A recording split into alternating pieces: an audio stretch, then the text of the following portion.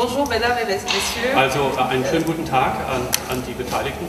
Oui, nous sommes là pour vous présenter une autre facette de l'Afrique. Wir sind gekommen, um Ihnen eine andere Art von Afrika darzustellen. Ce qu'on ne vous a jamais dit et ce qu'on ne vous dira jamais. Das, was man Ihnen nicht gesagt hat und das, was man Ihnen auch nie sagen wird. Et les raisons pour lesquelles il y a des guerres en Afrique. Die Gründe, warum es in Afrika Kriege gibt. Les raisons pour lesquelles il y a de la famine, les raisons pour lesquelles il y a des souffrances. Die Gründe, warum es Hunger gibt, warum es so viel Leid gibt in Afrika. La raison pour laquelle il y a toutes ces guerres. Die wirklichen Gründe, warum es diese vielen Kriege gibt. Aujourd'hui, vous la saurez grâce au professeur Nicolas Agbo. Heute werden Sie es wissen, dank von Professor Nicolas Agbo. C'est la seule raison, la vraie raison et l'unique raison pour laquelle il y a toutes ces guerres en Afrique. Das ist der einzige Grund, den es gibt, warum es diese vielen Kriege in Afrika gibt. Merci. Vielen Dank. Mesdames et messieurs, meine Damen und Herren, nous allons aujourd'hui expliquer wir werden heute erklären, le problème du franc CFA. Das Problem des Franc CFA. Tu veux dire le franc des colonies françaises d'Afrique. Was so viel heißen will wie der Franc der Kolonien Frankreichs in Afrika. C'est une propriété de la France. Es handelt sich hier um ein Eigentum Frankreichs.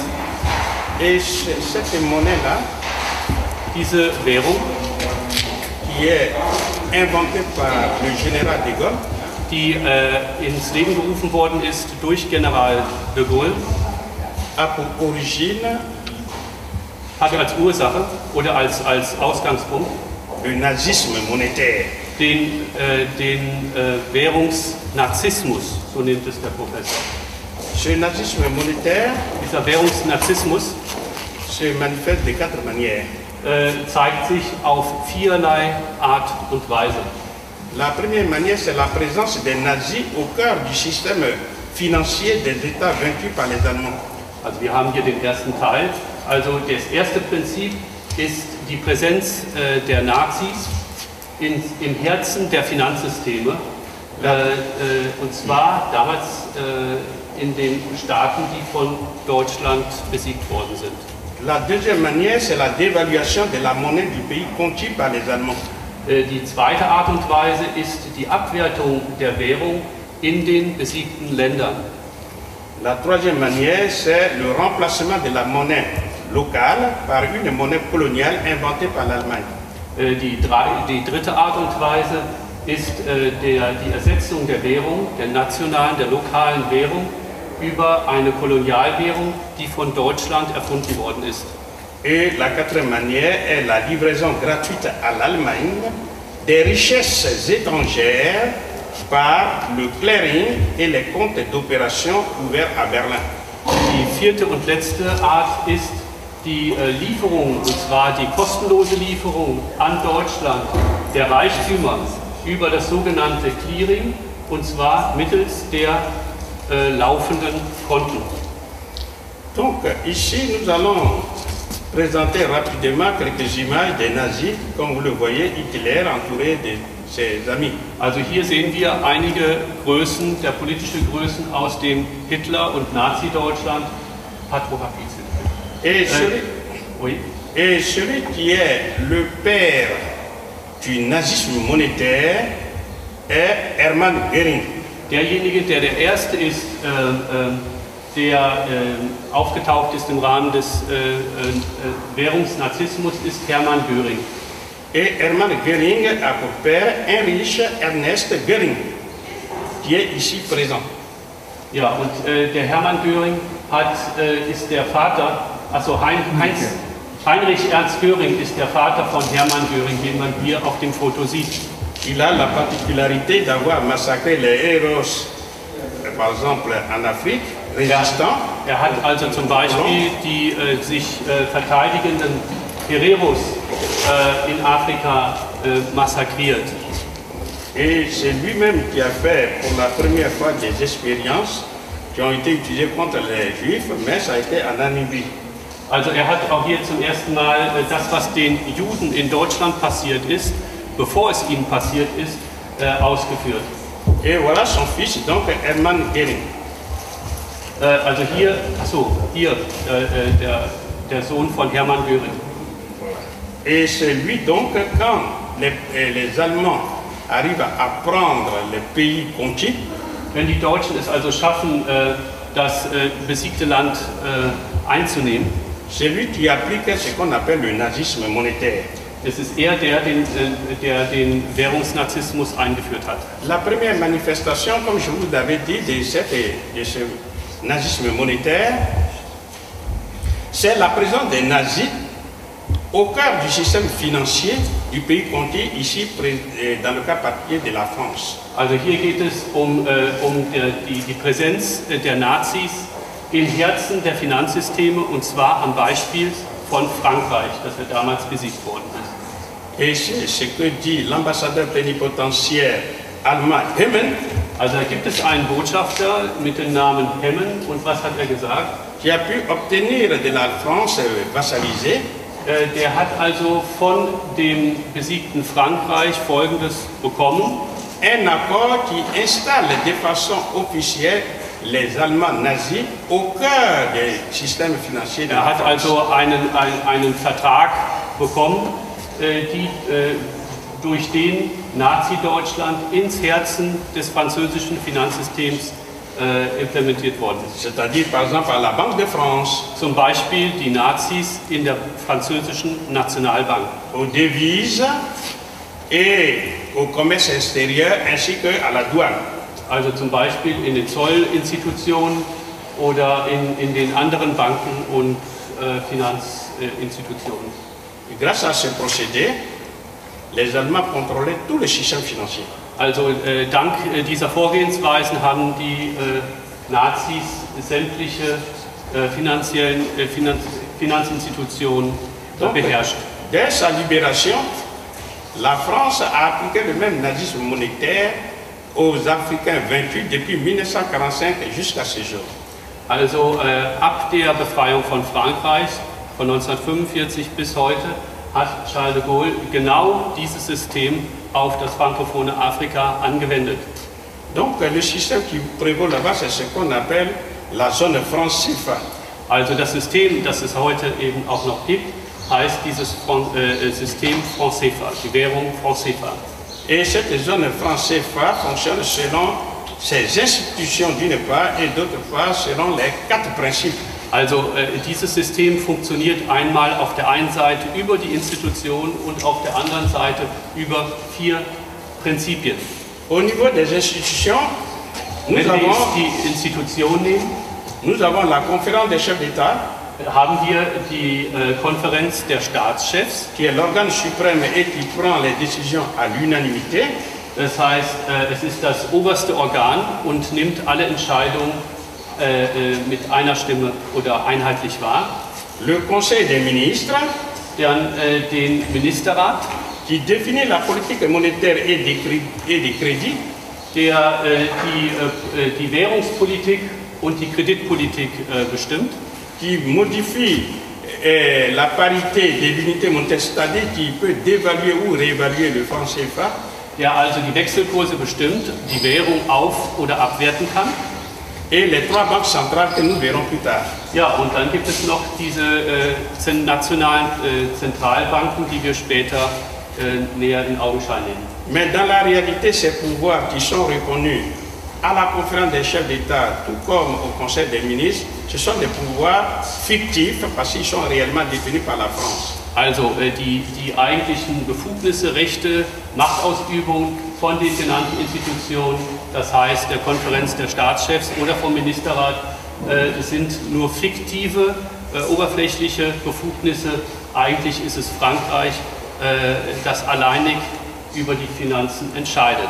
Dans toute leur constitution, les pays de la zone franc CFA affirment expressément que seul le peuple a le pouvoir de battre ou de battre la monnaie, de modifier, etc. Mais dans la réalité, c'est pas comme ça se passe. Also nach den Statuten, nach dem, was eigentlich vorgesehen ist, ist es die Bevölkerung, beziehungsweise sind es die Staaten in Afrika, die Entscheidungen machen. In der Realität ist das aber nicht der Fall. Parce que le franc CFA est une propriété, comme je vous l'ai dit, de la France, qu'il a inventée en 1945, conformément à l'article 3 du décret 45-01-36. Also der Franc CFA ist ins Leben gerufen worden eben durch den Herrn Charles de Gaulle seit Dezember 1945 und zwar Kraft des Artikels 3 Nummer 45-0136 vom 26. Dezember 1945. Et c'est ça qui est l'élément le plus important. Und das ist das wichtigste Element an dem ganzen System. Darauf basiert es. C'est-à-dire que les pays africains utilisent une monnaie qui ne leur appartient pas. Also die afrikanischen Staaten nutzen eine Währung, die nicht ihnen gehört. Et il faut savoir que le franc CFA qui est utilisé par les pays africains ne se produit pas, ne se fabrique pas, ne s'imprime pas sur le continent noir, mais c'est en France. Also was man wissen muss, ist, der Franc CFA wird nicht gedruckt, hergestellt in Afrika, sondern in Frankreich. Et en France, c'est précisément à Chamalières, dont vous voyez l'adresse sur l'image. Also in Frankreich ist es in dem Ort Chamalières und die Adresse sehen Sie hier. C'est pour dire que celui qui prend le téléphone et qui appelle tout de suite, il peut trouver la confirmation de ce que nous sommes en train de dire. Also wer da eine Bestätigung haben will, nimmt sich ganz einfach hier diese Adressdaten, ruft dort an und kann sich dann kundig machen. Donc, vous voyez bien que, comme c'est la monnaie qui appartient à la France, Sie sehen also, weil es sich hier um eine Währung handelt, die Frankreich gehört, c'est la France qui prend la décision de dévaluer le franc CFA. Ist es also Frankreich, die die Entscheidung nimmt,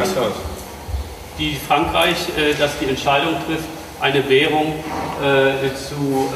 abzuwerten, wie das zum Beispiel 1994 der Fall war. Par exemple, en 1994, nous dit le Premier ministre français Édouard Balladur. Also 1994 hat der frühere Ministerpräsident Édouard Balladur Folgendes gesagt: Que le franc CFA a été dévalué à l'instigation de la France. Der Franc CFA wurde, und das ist ein Zitat, durch Initiative Frankreichs abgewertet. Mais le même Édouard Balladur dit que la monnaie n'est pas un sujet technique. Also, und derselbe Ministerpräsident sagt, dass die Währung nicht ein technisches Element ist, sondern mais c'est un problème politique qui touche à la souveraineté et à l'indépendance des nations. Sondern es ist ein politisches Thema, mit dem die Souveränität und die Unabhängigkeit der Staaten berührt wird. Et ça, il a raison. Und da hat er vollkommen recht. Maintenant, la question, c'est de dire, puisque le franc CFA est supposé appartenir aux Africains, pourquoi lui, il vient d'évaluer le franc CFA? Also, wenn es denn so richtig ist, warum kommt er dann und nimmt die Entscheidung oder setzt die Entscheidung, um den Franc CFA abzuwerten? Warum ist er das? La réponse, vous l'avez, c'est parce que le franc CFA est une propriété à part entière de la France. Die Antwort ist, der Franc CFA ist im kompletten Eigentum Frankreichs. C'est pourquoi, quand le franc CFA a été dévalué le 12 janvier 1994 à Dakar, als der Franc CFA am 12. Januar 1994 in Dakar abgewertet worden ist, sous l'initiative de la France, auf Initiative Frankreichs hin, tous les chefs d'État africains ont été obligés de se soumettre. Alle afrikanischen Staatschefs waren damals verpflichtet, sich dem zu unterwerfen. Ils n'étaient pas d'accord, ils avaient tous protesté. Sie haben dagegen protestiert, sie waren absolut nicht damit einverstanden. Mais comme nous dit le président du Togo, président et allemand du Togo, il disait ceci. Also der Herr Präsident von Togo, Gnassingbé Eyadema, hat Folgendes gesagt. Il dit, comme l'on dit, la force prime souvent le droit. wie man so schön sagt, die Gewalt oder der Stärkere besiegt den Schwächen oder geht dem Recht vor. Je n'étais pas le seul à formuler cette mise en garde. Ich war nicht der Einzige, der diese Warnung ausgesprochen hat, Mais la France en a décidé autrement. sondern Frankreich hat anders entschieden. Les voix africaines n'ont pas compté pour grand-chose dans cette affaire de dévaluation. Die afrikanischen Stimmen haben in dieser Affäre nicht viel gegolten. Donc vous voyez bien que le franc CFA qui est la propriété de la France est imposé aux Africains et les Africains ne peuvent pas faire autrement que d'être soumis à la France. Also wie Sie sehen, ist der Franc CFA etwas, was Frankreich bestimmt. Und zwar sehen wir hier das entsprechende Organigramm. Et pour mieux comprendre justement, voilà l'organigramme, c'est-à-dire la monnaie d'or dans une maison qu'on appelle la Banque centrale.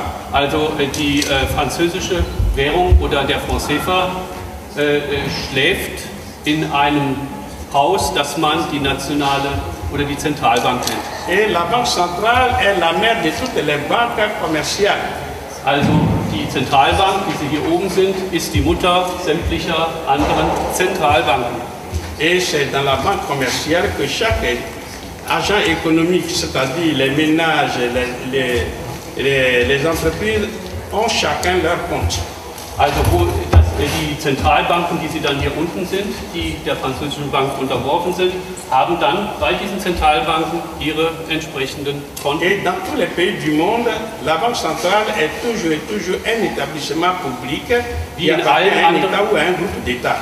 Wie in allen anderen Ländern ist die Zentralbank eine öffentliche Einrichtung, die dem Staat gehört.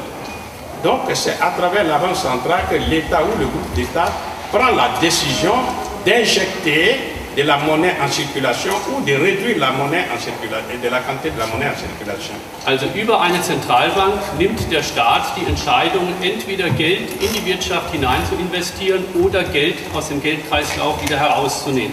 Dans le cas particulier de la zone franc CFA, in dem Spezialfall des Franc CFA, les trois banques centrales sont die drei Zentralbanken sind die folgenden. La BCAO, die BCAO, die Sie als zweite sehen. La BCC, qui veut dire Banque centrale des Comores. Die BCC, das ist die Zentralbank der Komoren.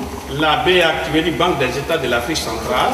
Die BEAC, die dritte da, ist die Zentralbank von Zentralafrika. Mais ces trois banques centrales sont en fait considérées comme des filiales de la Banque de France. Aber diese drei Zentralbanken sind nichts anderes als Filialen der Zentralbank in Frankreich, der Nationalbank Frankreichs. Autrement dit, l'ordre vient de Paris. Die Anweisungen kommen also aus Paris. Donc, pour mémoire, voilà Robert Julien, qui a été le gouverneur de la BCAO de 1962 jusqu'à 1974. Also wir sehen hier den Robert Julien. C'est un Français. Ein Franzosen natürlich, der erste Gouverneur, Präsident der Bank war, und zwar von der Zentralbank BCAO vom 28. September 1962 bis zu 1974. Or, des pays qui justement sont membres de la BCAO ont eu leur indépendance en 1960. Obwohl die Länder, die zur BCAO gehören, seit 1960 unabhängig sind. C'est pour dire que la France suit sa monnaie et ses intérêts. Das heißt, Frankreich, trotz dieser Unabhängigkeit, verfolgt die eigenen Interessen über den Franc CFA seit diesem Zeitraum.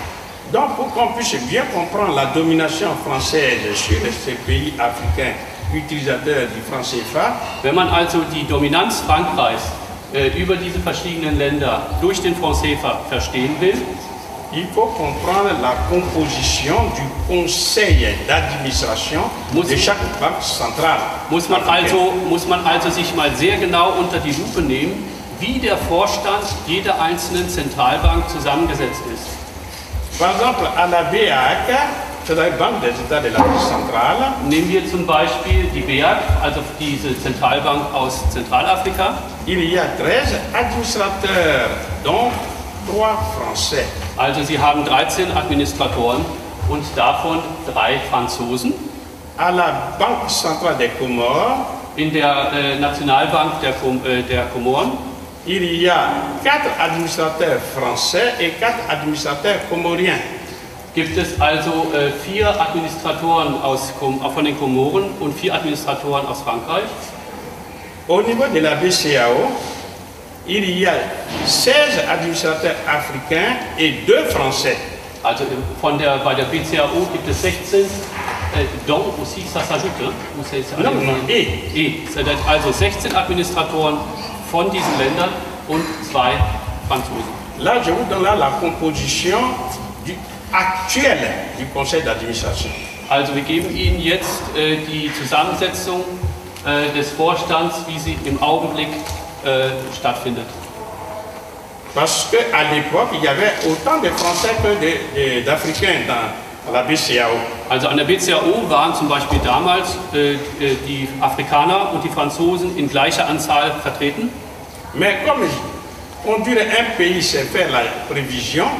Aber wenn man ein Land führt, muss man eben auch vorausschauend denken. La France a jugé indispensable de réduire le nombre de Français présents au conseil d'administration de la BCAO. Hat sich also Frankreich gedacht, wir müssen die Anzahl der Franzosen im Vorstand der BCAO, zumindest für das Window-Dressing, etwas reduzieren. Cette stratégie a pour but d'endormir la conscience des Africains. Diese Strategie hat also tatsächlich dazu geführt, die Afrikaner entsprechend einzuschläfern. Parce que ces 2 Français qui sont présents ont le droit de veto. Weil die 2 Franzosen, die dann immer noch verbleiben, das Recht haben, ein Vetorecht haben. Par exemple, dans les îles Comores, il est dit que le conseil d'administration se réunit s'il y a présence de 6 administrateurs au moins. Ja, in den Komoren, zum Beispiel in dem Vorstand der Komoren,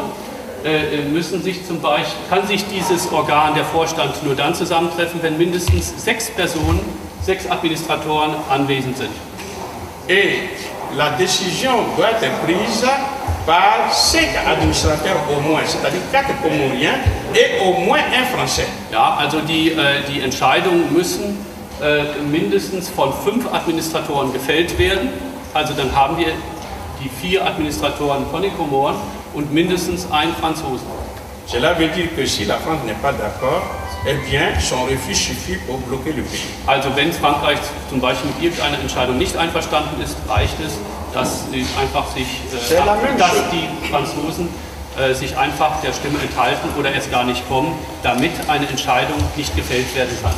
C'est la même chose qu'on trouve à la BEAC. Dasselbe sieht man auch an der BEAC in Zentralafrika, où justement on dit que les décisions, le conseil d'administration délibère valablement lorsque au moins un administrateur français est présent ou représenté. Ja, also in der BEAC heißt es zum Beispiel, dass Entscheidungen nur dann wirksam sind, wenn mindestens ein Franzose präsent ist. Ce qui veut dire que si l'ordre du jour n'intéresse pas la France, il suffit qu'elle fasse la politique de la chaise vide et les pays sont bloqués. Also wenn zum Beispiel die Tagesordnungspunkte für Frankreich nicht interessant sind, dann reicht es, dass der Stuhl des Franzosen leer bleibt, damit keine Entscheidung gefällt wird. Le même droit de veto de la France se manifeste à la BCAO parce qu'il est dit que les décisions sont prises à l'unanimité. Also in der BCAO ist das Prinzip auch wiederum zu finden. Da müssen sämtliche Entscheidungen einheitlich gefällt werden, also alle müssen zustimmen. C'est-à-dire 16 administrateurs africains et les 2 Français. Also 16 afrikanische Administratoren müssen ihr Ja-Wort geben, als auch die 2 Franzosen. Voilà, ça veut dire que voilà, par exemple, l'illustration d'un des conseils d'administration. Hier sieht man dann also eine Vorstandssitzung und die beiden Franzosen. Cela veut dire que si la France n'est pas d'accord, il suffit de voter le négatif et puis le pays est bloqué, les pays sont bloqués. Also es reicht ganz einfach, Frankreich kann abwesend sein und das gesamte Land ist blockiert. Bien. Alors maintenant, il faut savoir quel est le pouvoir du conseil d'administration. Man sollte sich auch mal deutlich machen, was ist denn die Macht, was sind die Machtbefugnisse des Vorstandes. Alors, comme on le dit dans les statuts, que le conseil d'administration, la Banque centrale d'abord, a le pouvoir de donner, de consentir des crédits au Trésor public. Also die Zentralbank hat die Möglichkeit, es ist das Organ, das dem Trésor public, also den öffentlichen Institutionen des Staates, Gelder als Kredit zur Verfügung stellt. Et c'est surtout le conseil d'administration, comme on le dit, qui détermine le montant des concours susceptibles d'être accordés par la Banque centrale au financement de l'activité économique et le développement de chaque État membre. Also hier haben wir natürlich diesen Satz, den ich kurz übersetze. Also der Vorstand bestimmt nach den Perioden, die festgelegt worden sind, die vorher festgelegt worden sind, den globalen Betrag, den allgemeinen Betrag, der von der Zentralbank für die wirtschaftlichen Aktivitäten und die Entwicklung von jedem Mitgliedstaat ausgegeben werden können. C'est pour vous dire que, puisque le conseil d'administration de la Banque centrale a le pouvoir de financer le développement économique du pays, der Vorstand der Zentralbank hat also die Macht, die Entwicklung des Landes zu finanzieren. Et que ce conseil d'administration est contrôlé par la France. Und dieser Vorstand wird durch Frankreich kontrolliert. Qui a le droit de veto. Frankreich, das ein Vetorecht hat. Cela veut dire que c'est la France qui impose. Das bedeutet also, Frankreich un niveau de sous-développement. Also Frankreich bestimmt ein gewisses Niveau an Unterentwicklung au pays utilisateur du franc CFA. Und zwar gegenüber dem Land, das diese Währung nutzt. C'est la France, comme à l'époque coloniale. Das ist also Frankreich wie zur Kolonialzeit. Qui bloque le volume des crédits à accorder aux Africains. Die zum Beispiel die Kredite gegenüber, die den Afrikanern gegeben werden können, blockieren kann. C'est ce qui explique pourquoi le taux de bancarisation, c'est-à-dire le nombre de ceux qui ont accès à des comptes bancaires en Afrique francophone, est très réduit. Das ist der Grund, warum so wenige in Afrika ein Bankkonto haben. Also dieser Taux de Bancarisation, der Organisationsgrad der Bevölkerung gegenüber den Banken. Par exemple, le nombre de personnes qui ont un compte en banque dans le pays le plus important de l'UEMOA, c'est-à-dire en Côte d'Ivoire, est de 8%. C'est-à-dire sur 100 personnes, il y a 8 personnes qui ont un compte en banque. Also wenn wir zum Beispiel die Côte d'Ivoire nehmen, die Bevölkerung dort, die ja relativ wohlhabend ist, obwohl nach unseren Vorstellungen arm, das sind nur 8% der Bevölkerung, die ein Bankkonto haben. Pour qu'on puisse bien comprendre, un paysan ou n'importe qui n'a pas un compte en banque, il n'est pas connu par la banque, par conséquent, il ne peut jamais accéder à des crédits. Wenn man also einen Bauern nimmt, der kein Bankkonto hat, weil er eben zu den 92% gehört, die kein Konto haben, der wird von der Bank gar nicht zur Kenntnis genommen, kann also niemals einen Kredit bekommen. Et comme si ça ne suffisait pas ce blocage que fait la France à travers le contrat des banques centrales. Und weil es auch an sich oder anscheinend nicht reicht, dieser Blockade ausgesetzt zu sein, il y a 4 principes de la zone franc CFA. Gibt es hier nochmal zusätzlich die 4 Prinzipien für die Franc CFA-Zone, die wir gerne darstellen wollen. Les 4 principes sont d'origine nazie. Diese 4 Prinzipien entstammen aus dem Nazi-Deutschland. Mais avant de les exposer, bevor wir sie also darstellen, möchte der Professor Folgendes unterstreichen. Il y a ce qu'on appelle le principe des comptes d'opération. Es gibt also hier das Prinzip der Compte d'opération, sind die laufenden Konten.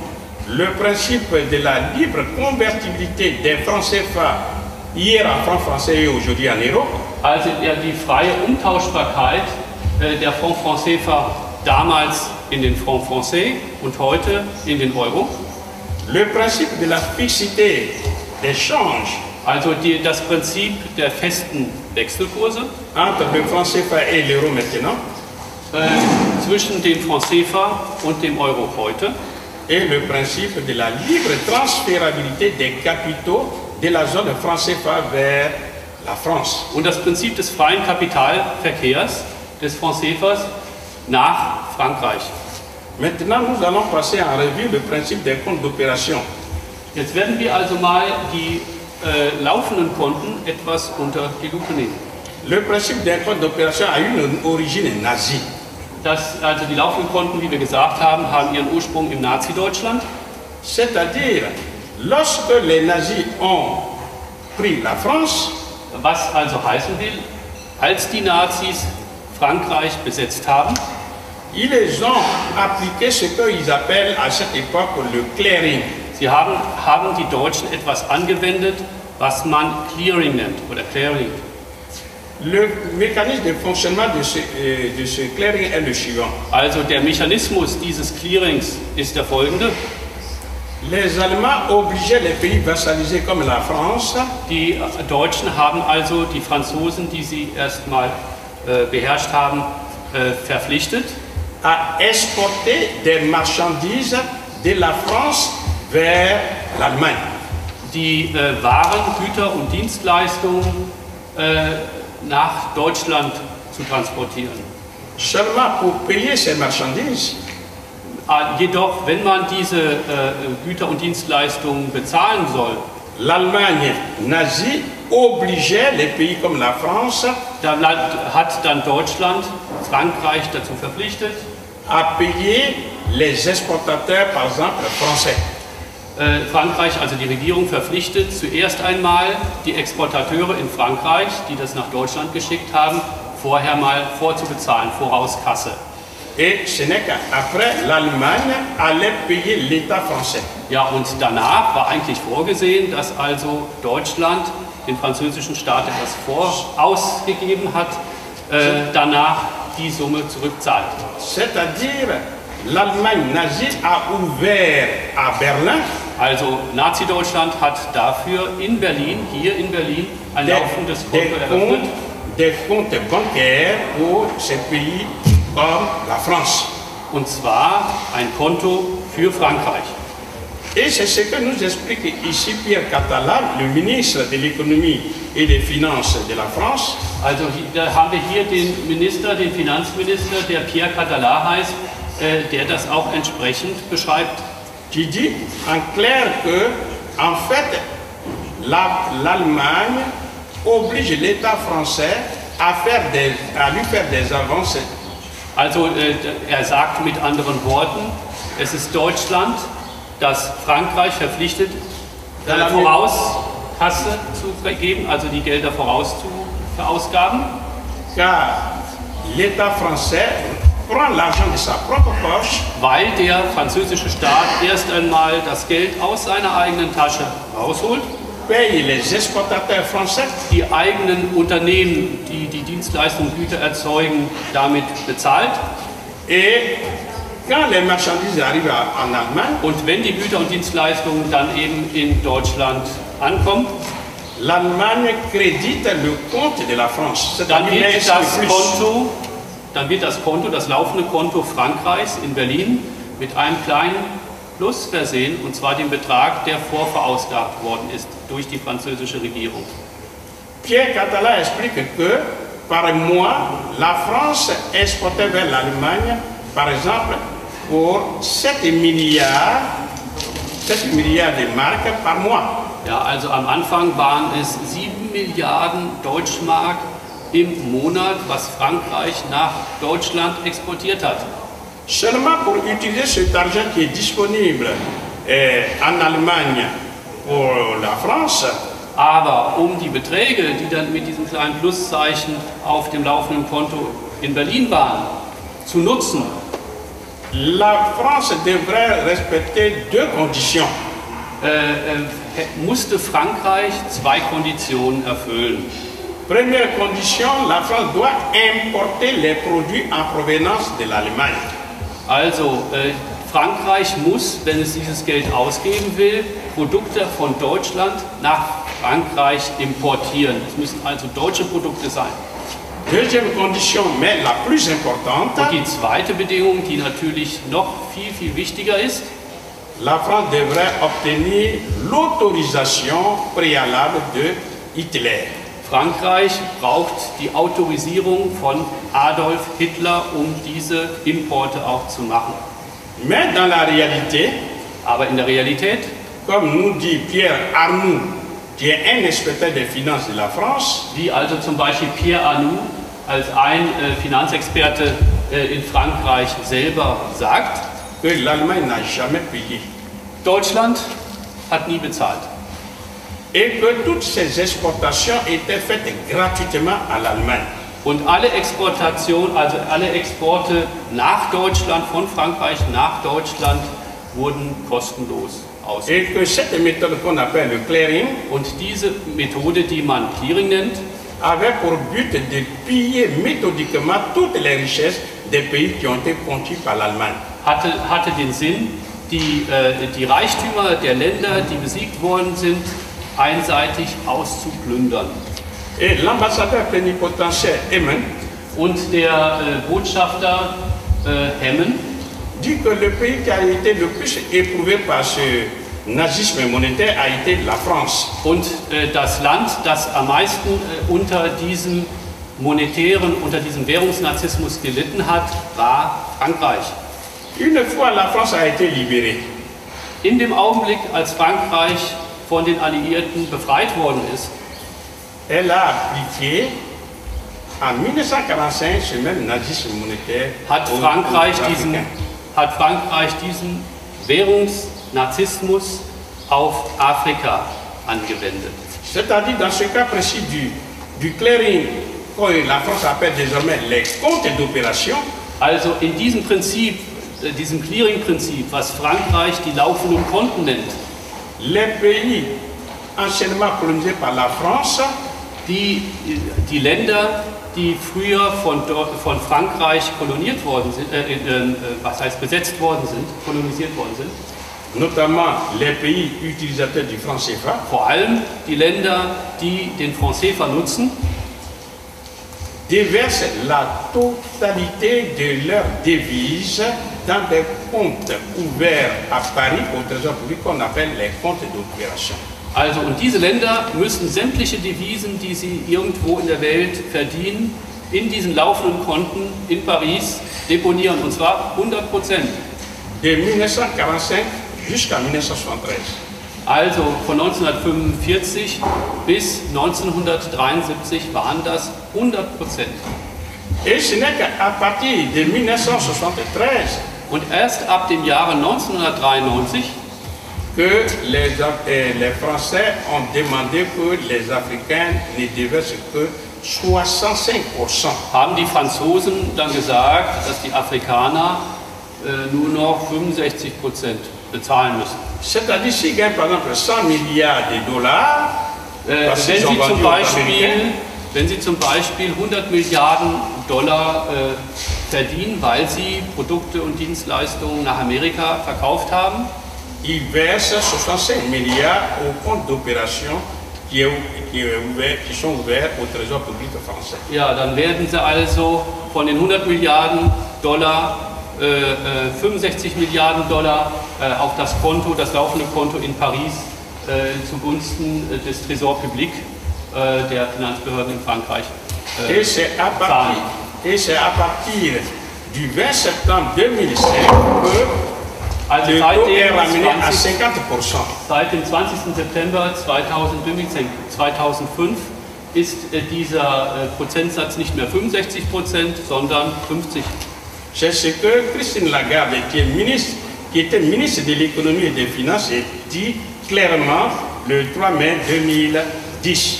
Also und das, was der Professor gerade sagt, hat die Christine Lagarde, die Finanz- und Wirtschaftsministerin Frankreichs, am 3. Mai 2010 gesagt. Maintenant, elle va même plus loin pour dire, Sie geht sogar noch viel weiter. quand bien même le taux demandé est de 50%, Also wenn zum Beispiel der Prozentsatz 50%, il y a des pays de la BA, Banque des États de l'Afrique centrale, qui vont jusqu'à déposer 90% de leurs recettes d'exportation en France. Gibt es also dann Länder, nämlich in Zentralafrika, die trotzdem noch bis zu 90% ihrer Guthaben nach Frankreich überweisen.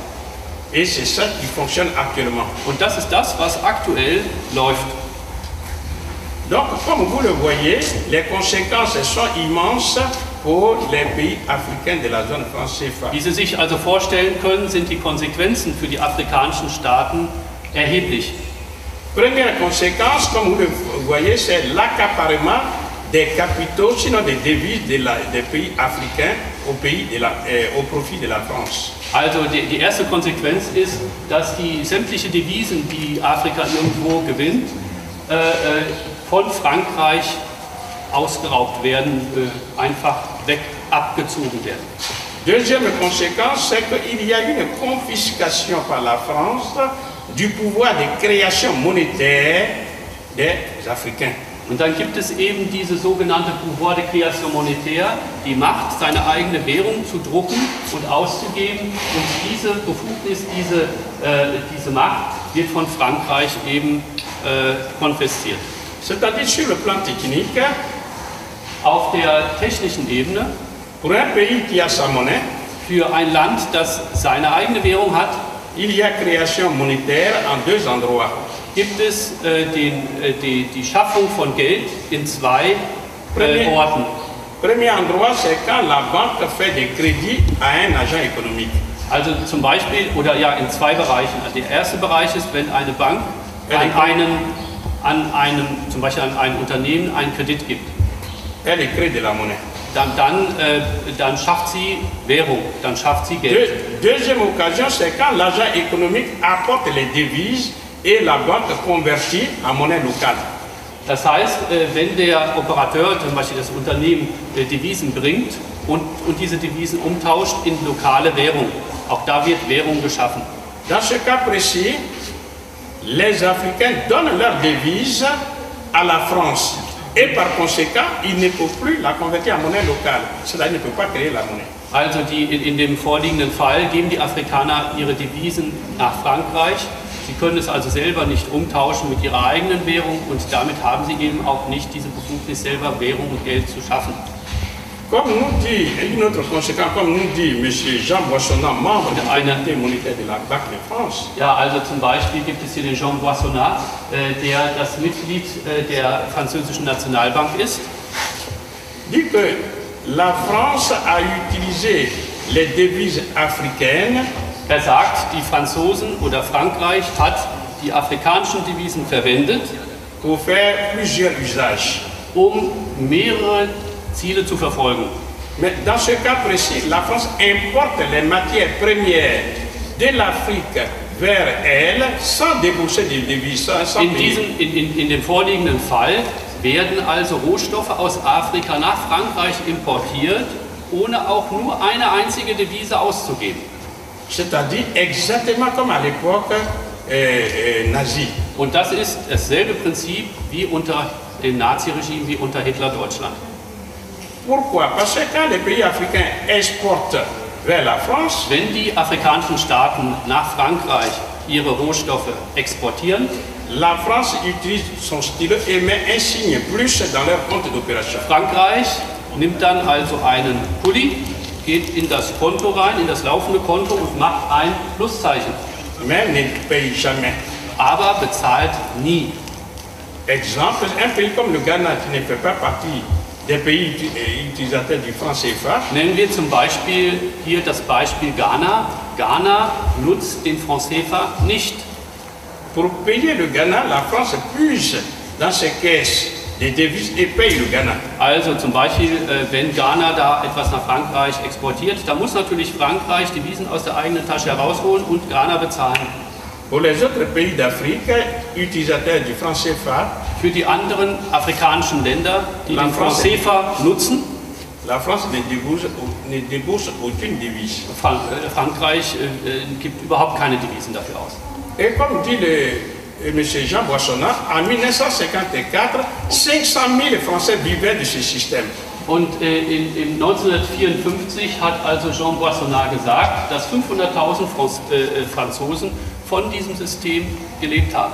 Vous pouvez maintenant comprendre que si en 1954, il y avait 500 000 qui vivaient de ce système, also depuis 1954 jusque là, ça fait bien des millions qui vivent de ce système. Ja, also wenn Sie das mal hochrechnen, von 1954 mit 500.000 Franzosen bis heute, wie viele Millionen an Franzosen haben bisher von diesem System gelebt? Parce que la France a fait signer des accords de coopération économique avec ces pays africains. Weil Frankreich mit diesen afrikanischen Staaten Verträge, Kooperationsverträge unterschrieben hat. C'est ce qu'on appelle les accords de Yaoundé 1 en 1963. Was man also die Yaoundé 1 im Jahr 1963 nennt, das ist der erste Vertrag. Renouvelé en 1969 et qu'on appelle les accords de Yaoundé 2. Das wurde dann nochmal erneuert 1969 und nannte man dann Yaoundé 2. Et qui par la suite sont devenus les accords de Lomé 1, Lomé 2, Lomé 3, Lomé 4. Also was dann später, nicht so viel, c'est-à-dire, und hinterher nannt man es dann Lomé 1, 2, 3, 4, Lomé 4 wie? Oui, Lomé 1, Lomé 2, Lomé 3, Lomé 4 et les accords de Cotonou. Und dann natürlich die Verträge von Cotonou. Et tout récemment, ce qu'on appelle les accords pour le partenariat économique sous l'abrégé APE. Und dann haben Sie eben jetzt ganz vor kurzem die entsprechenden Verträge, die man APE nennt, Frankreich. Mais le dénominateur commun de tous ces accords, also der Denominateur commun, der gemeinsame Nenner dieser gesamten Verträge ist folgender. C'est que ces pays exportent vers la France les matières premières dont elle a besoin. Dass diese Länder nach Frankreich die Rohstoffe liefert, die Frankreich braucht. Et la France en contrepartie met un signe plus dans leur compte d'opération. Und Frankreich macht dafür mit einem kleinen Kuli ein Pluszeichen in dem laufenden Konto. Maintenant, comme si ça ne suffisait pas, la France fait plusieurs usages des capitaux des Africains qui sont stockés chez elle. Ja, und weil das eben noch nicht reicht, hier gibt es dann verschiedene Verwendungen, die Frankreich macht mit diesen Geldern. Comme nous le dit Xavier de la Fournière dans son rapport, also wir haben hier den Xavier de la Fournière in einem seiner Berichte. Il dit que la France utilise les capitaux des Africains. Frankreich, sagt er, nutzt diese afrikanischen Kapitalien, pour combler son déficit budgétaire, sein Bilanzdefizit zu decken, et rembourser une partie de sa dette. Und ein Teil seiner eigenen Schulden, der französischen Schulden, wieder zurückzuzahlen. Parce que ce sont des devises. Weil es handelt sich hier um Devisen. C'est-à-dire quand la France a une dette envers d'autres pays, also wenn Frankreich zum Beispiel gegenüber anderen Ländern Schulden hat, elle utilise les devises des Africains pour rembourser sa dette. Nimmt Frankreich die Devisen der Afrikaner, um die eigenen Schulden zurückzubezahlen. Monsieur Jean-Noël Jeannaney, qui est aussi un Français, nous dit dans son rapport. Also wir haben jetzt hier den Herrn Jean-Noël Jeannaney, der in einem anderen Bericht Folgendes sagt. Que la France utilise les capitaux des Africains. Dass Frankreich die Kapitalien Afrikas verwendet. Pour combler une partie de du déficit de la balance des paiements. Seine Defizite in der Balance de Paiement, also in der Zahlungsbilanz, zu decken. Tout ça, les chefs d'État africains le savent. Also all das kennen die afrikanischen Staatschefs. Par exemple, le président Bongo, Bongo dit que, wenn wir jetzt zum Beispiel den inzwischen verstorbenen Bongo nehmen, er sagt Folgendes. Il dit que nous sommes dans la zone franc. Wir sind in der Franc-CFA-Zone. Nos comptes d'opération sont gérés par la Banque de France. Unsere laufenden Konten werden von der französischen Nationalbank gemanagt, geführt. Qui bénéficie des intérêts que rapporte notre argent? Wer profitiert von den Zinsen unseres Geldes? La France. Frankreich. Ils le savent et ils n'agissent pas. Pourquoi? Sie wissen es, aber sie reagieren nicht.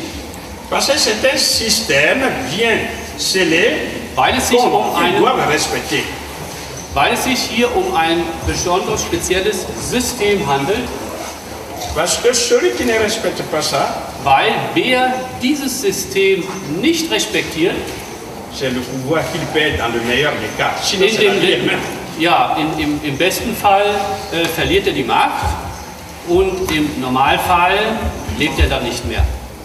Nous donnerons comme illustration Wir geben also hier folgende Beispiele. le cas de plusieurs présidents africains. Beispiele von verschiedenen afrikanischen Staatschefs. Mais nous allons citer quelques inconvénients encore pour dire que les fonds d'opération sont une tragédie humaine. Also bevor wir also zu den Präsidenten kommen, die daran glauben mussten und sich dagegen gewehrt haben, also die mit ihrem Leben bezahlt haben, werden wir jetzt nochmal darstellen, warum die laufenden Konten eine menschliche Tragödie sind. Pourquoi? Parce que si 100 000 francs, nous disons que 100 000 francs CFA, c'est le revenu par an d'un paysan africain. Nehmen wir also folgendes Beispiel. 100.000 Francs CFA sind das Jahreseinkommen eines ivorischen Bauern.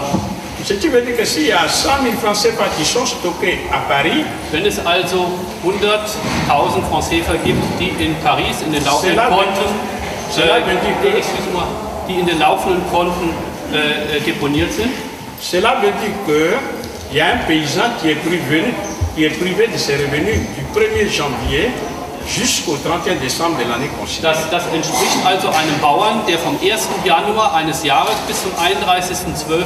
dieses Jahres überhaupt kein Einkommen hat. S'il y a 200 000 francs stockés, c'est l'équivalent de 2 paysans. Wenn Sie also 200.000 Francs CFA haben, dann entspricht das dem Leben von 2 Bauern während einem gesamten Jahr. Et les sommes phénoménales qui sont stockées à Paris pour les Africains ne sont pas connues exactement. Also wir wissen nicht genau, wie viel Geld in diesen sogenannten laufenden Konten, die in Paris existieren, wie viel Geld das präzise ist. Si on prend le chiffre officiel de 100 000 milliards, Wenn man also die offiziellen Zahlen nimmt, also 100.000 Milliarden Francs CFA, c'est l'équivalent de 100 millions de paysans littéralement privés de leurs revenus. entspricht das also 100 Millionen Bauern, die vom 1. Januar bis zum 31. Dezember eines Jahres keinerlei Einkommen haben. Un autre inconvénient, c'est que la France utilise les capitaux africains pour endetter les Africains. Und ein anderer Nachteil dieser sogenannten laufenden Konten ist, dass Frankreich diese Gelder nimmt, um die Afrikanern Kredite zu geben, mit denen sich natürlich die Afrikaner verschulden. Par exemple, Beispiel. s'il y a 12 000 milliards qui sont placés à 3%, Wenn es also 12.000 Milliarden gibt, die in dem Konto aufgehoben werden, c'est l'équivalent de 360 milliards d'intérêts que la France récolte et prête aux Africains. sind das zum Beispiel 360 Milliarden an Zinsgeldern, die Frankreich über die Deponierung auf den Kapitalmärkten bekommt und dann zu einem anderen Prozentsatz, also einem höheren Prozentsatz, den Afrikanern wiederum verleiht. Par exemple, à 4 ou 5%. Zum Beispiel statt 3% geben sie das dann an den Afrikaner zurück mit 4 oder 5%.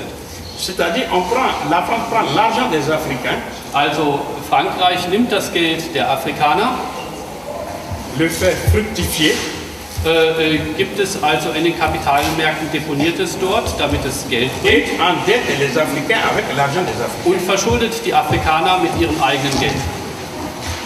Un autre inconvénient majeur, Ein anderer Nachteil, der wichtig ist, c'est que la France fait ce qu'on appelle les emprunts obligataires also die auprès des Africains. Frankreich macht die sogenannten Schuldverschreibungen gegenüber den Nationalbanken. Parce que nous avons déjà dit que la France est de la gestion des banques centrales. Weil wir ja wissen, Frankreich ist im Herzen der Zentralbanken. Donc, quand la Banque centrale réalise des bénéfices, par exemple, wenn also eine Zentralbank Gewinne erwirtschaftet, l'utilisation de ces bénéfices ne se fait pas pour développer les pays africains. Die Nutzung dieser Gewinne wird nicht, es gibt keinen Nutzen zugunsten der afrikanischen Staaten. Par exemple, lorsqu'on fait un extrait du bilan de la BCEAO de 2006, wenn man also aus dem Jahr 2006 eine Zahl der BCEAO, der Zentralbank Westafrikas, nimmt, on constate qu'il y a des titres obligataires acquis et constitués en majorité des titres souverains émis par la banque et par la France. C'est-à-dire la France a fait des emprunts obligataires à la BCEAO à hauteur de près de 900 000 milliards. Also Sie haben hier die 900 Milliarden Francs CFA. Das sind die Schuldverschreibungen, die Frankreich über diese Banken gemacht hat und damit das Geld den Kreislauf entzogen hat. C'est-à-dire, en fait, la France emprunte de l'argent à des pays extrêmement pauvres comme le Mali, le Burkina, etc. Das heißt, Frankreich leiht sich Gelder von extrem armen afrikanischen Staaten wie dem Niger oder Mali. Et ceci avec justement ce système-là. Und das natürlich über das von Herrn Professor Ako beschriebene System. Ensuite, nous pouvons signaler que il y a plusieurs inconvénients, comme par exemple, la France oblige les Africains à stocker de l'or à Paris pour soutenir le franc CFA. Ja, und dann gibt es noch ein anderes System, nämlich Gold. Und Frankreich verpflichtet die afrikanischen Staaten, die Goldreserven in Paris zu deponieren, um so angeblich den franc CFA zu unterstützen. C'est-à-dire, en fait, le franc CFA est soutenu non pas par le ministre Laurent Fabius, also les pouvoirs passent, les intérêts de la France demeurent. Also Laurent Fabius hat selber gesagt, also der französische Minister, die Regime verändern sich, also andere Präsidenten in Frankreich, aber die Interessen Frankreichs bleiben. C'est-à-dire que depuis 1945 jusqu'à ce jour, quels que soient les gouvernements, also das les bedeutet, intérêts de la France sont préservés.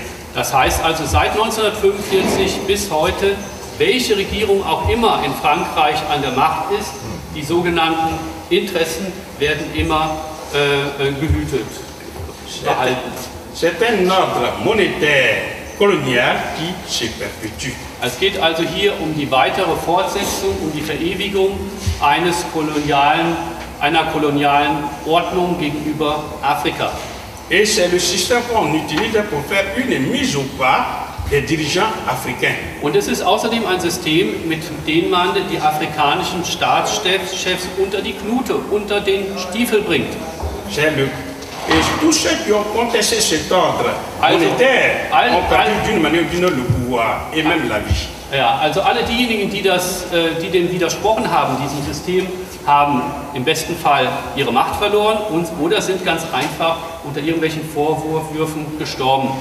Nous citerons par exemple le cas de Sylvanus Olympio du Togo. Nehmen wir zum Beispiel Sylvanus Olympio vom Togo, qui en 1963 a été assassiné. Der also 1963 am 15. Januar 1963 ermordet worden ist.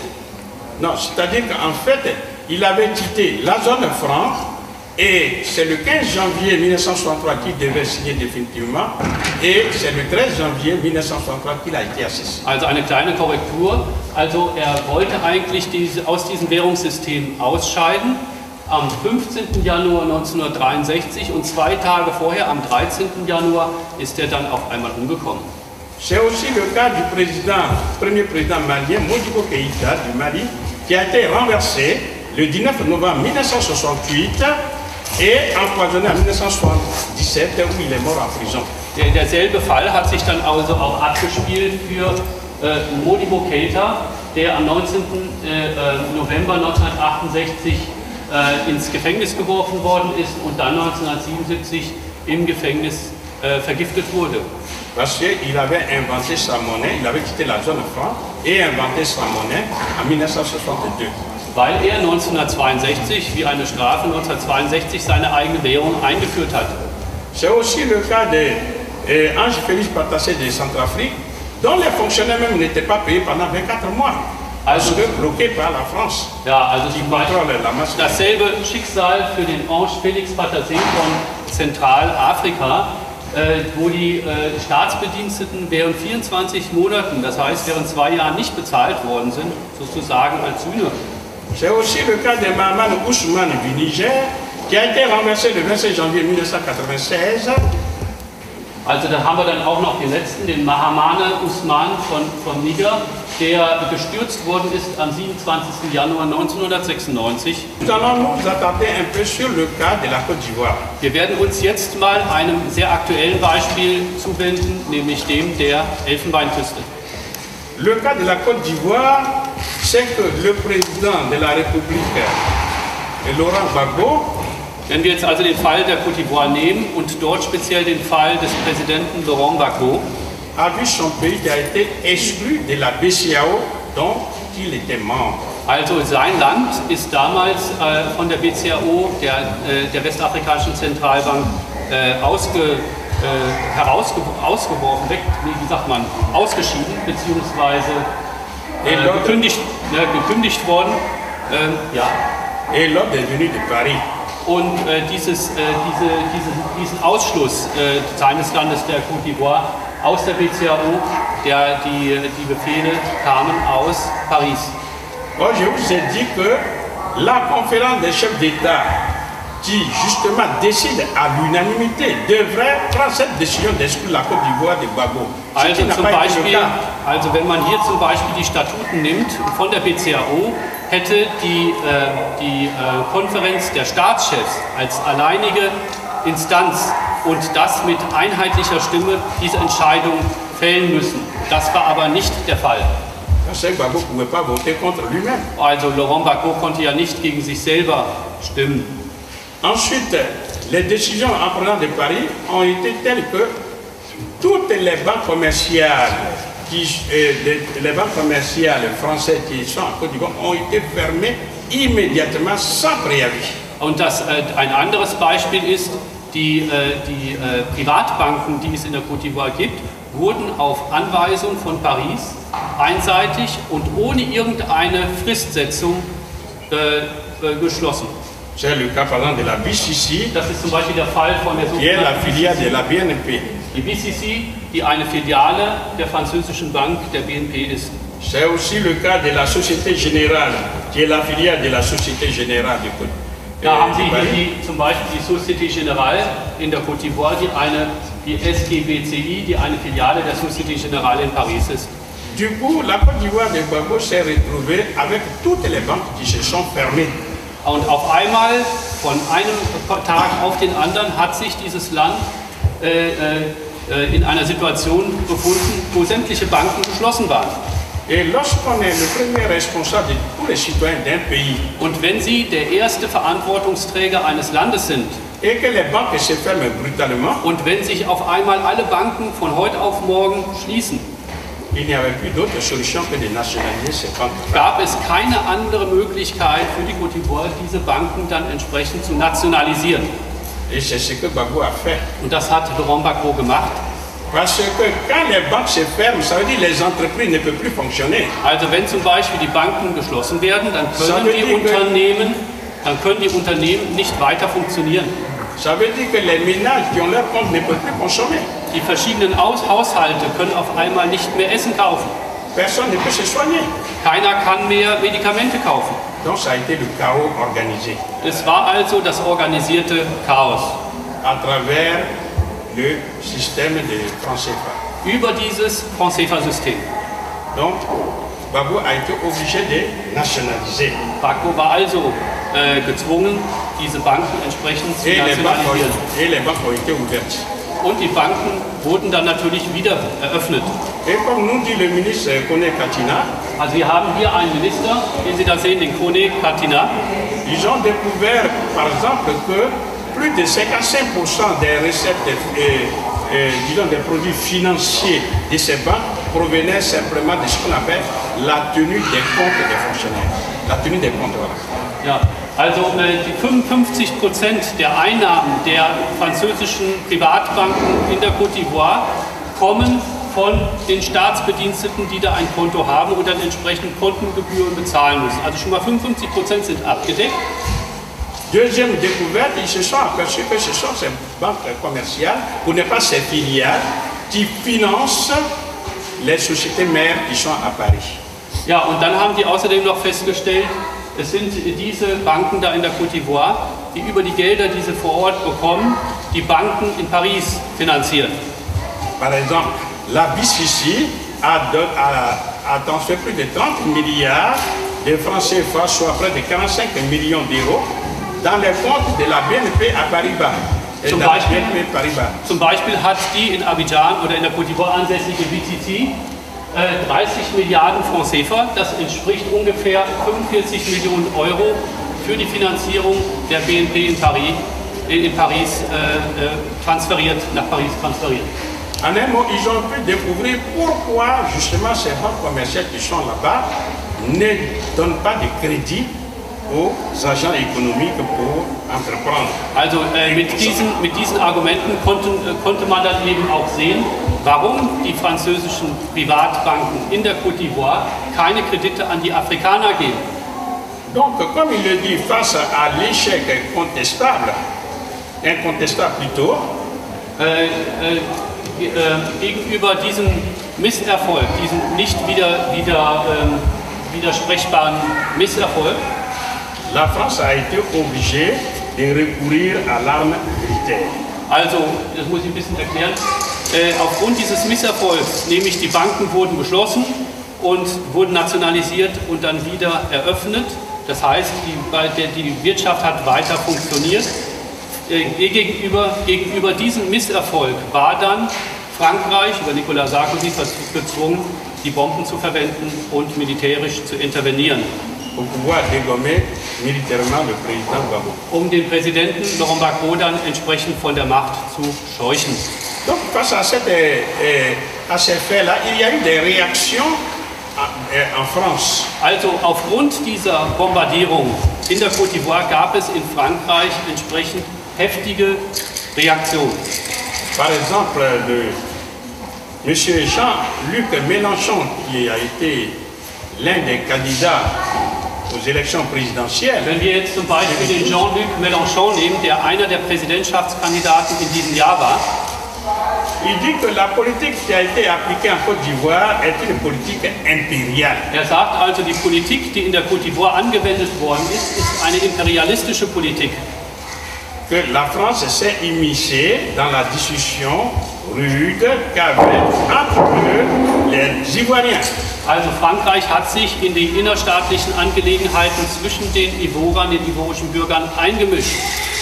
Il fallait respecter de manière extrêmement scrupuleuse l'indépendance des Ivoiriens. Man hätte eigentlich also die Unabhängigkeit dieser Staaten mit sehr viel Sorgfalt respektieren müssen.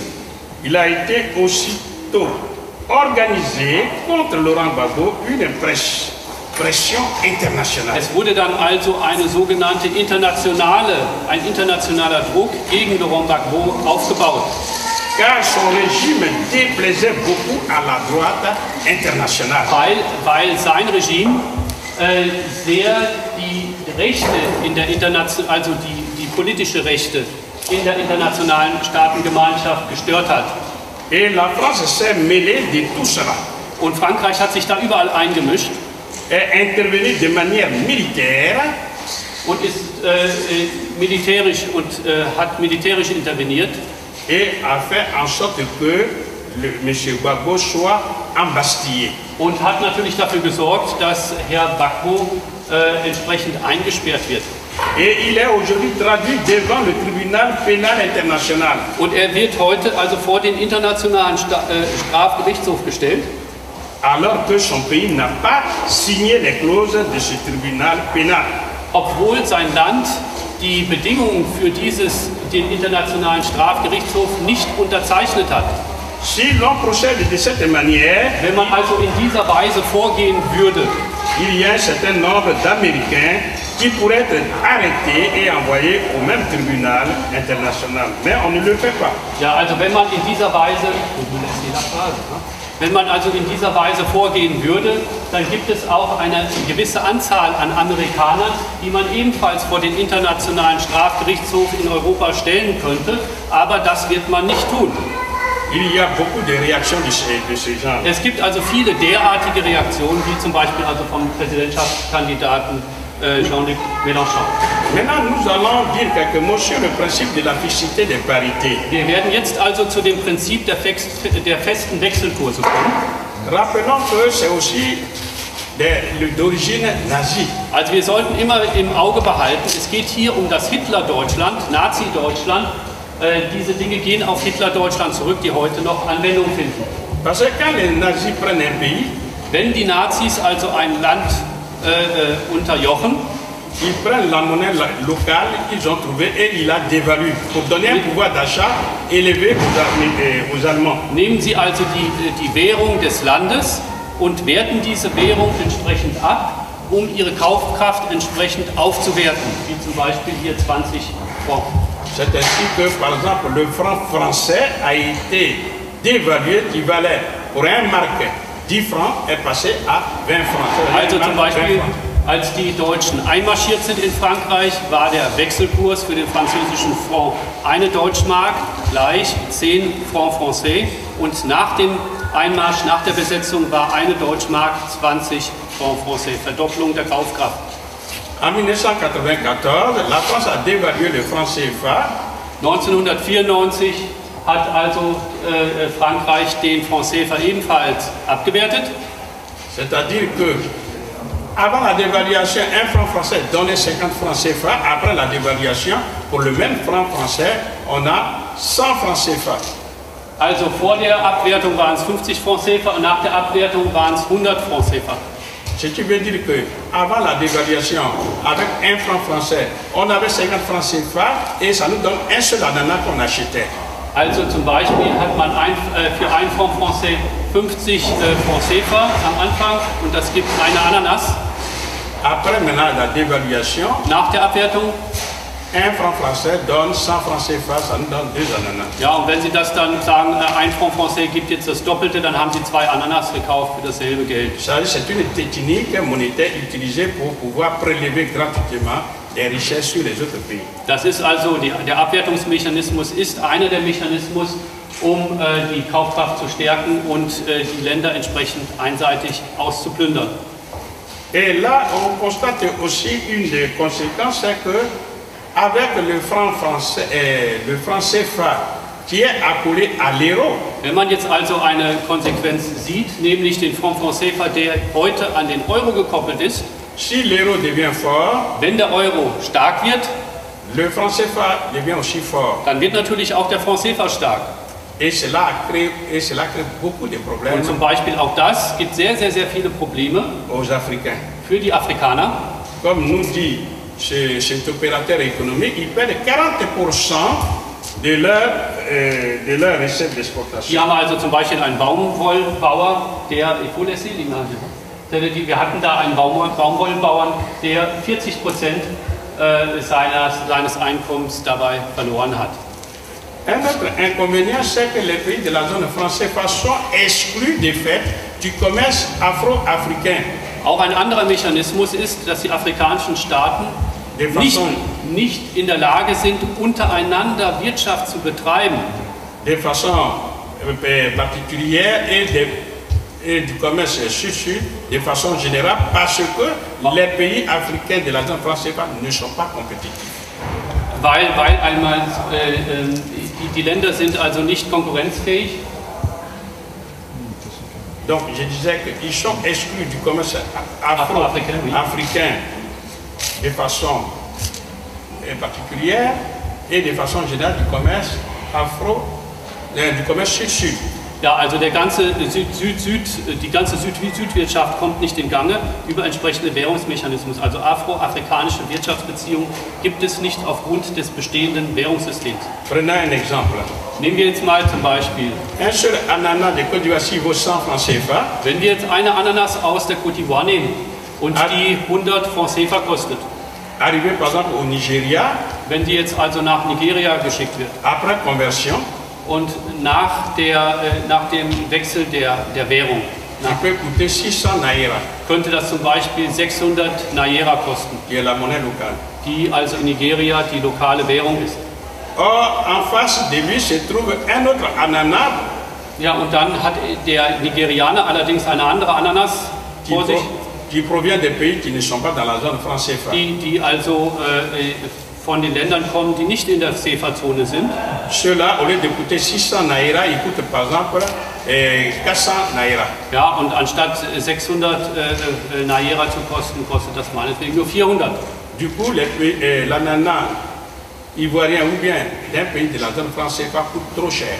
Also dadurch kosten eben die Produkte der Côte d'Ivoire Donc, on ne l'achète pas. oder der Leute, die der Staaten, die in der CFA-Zone sind, kosten einfach zu viel. Et le pays exportateur comme la Côte d'Ivoire est obligé de se retirer du marché. Das heißt also, die Côte d'Ivoire oder das Exportland ist verpflichtet, sich aus diesem Markt wieder zurückzuziehen. Et se tourner vers les pays d'Europe par exemple. Und dann einfach nur einseitig gegenüber den europäischen Staaten zu orientieren und denen die entsprechende Ananas etc. zu verkaufen. Il y a beaucoup d'inconvénients, parmi lesquels, par exemple, l'impossibilité pour les pays africains de manipuler ce qu'on appelle le taux d'échange. Also es gibt sehr viele Nachteile, die daraus entstehen, dass die Afrikaner nicht in der Lage sind, den Wechselkurs zu verändern.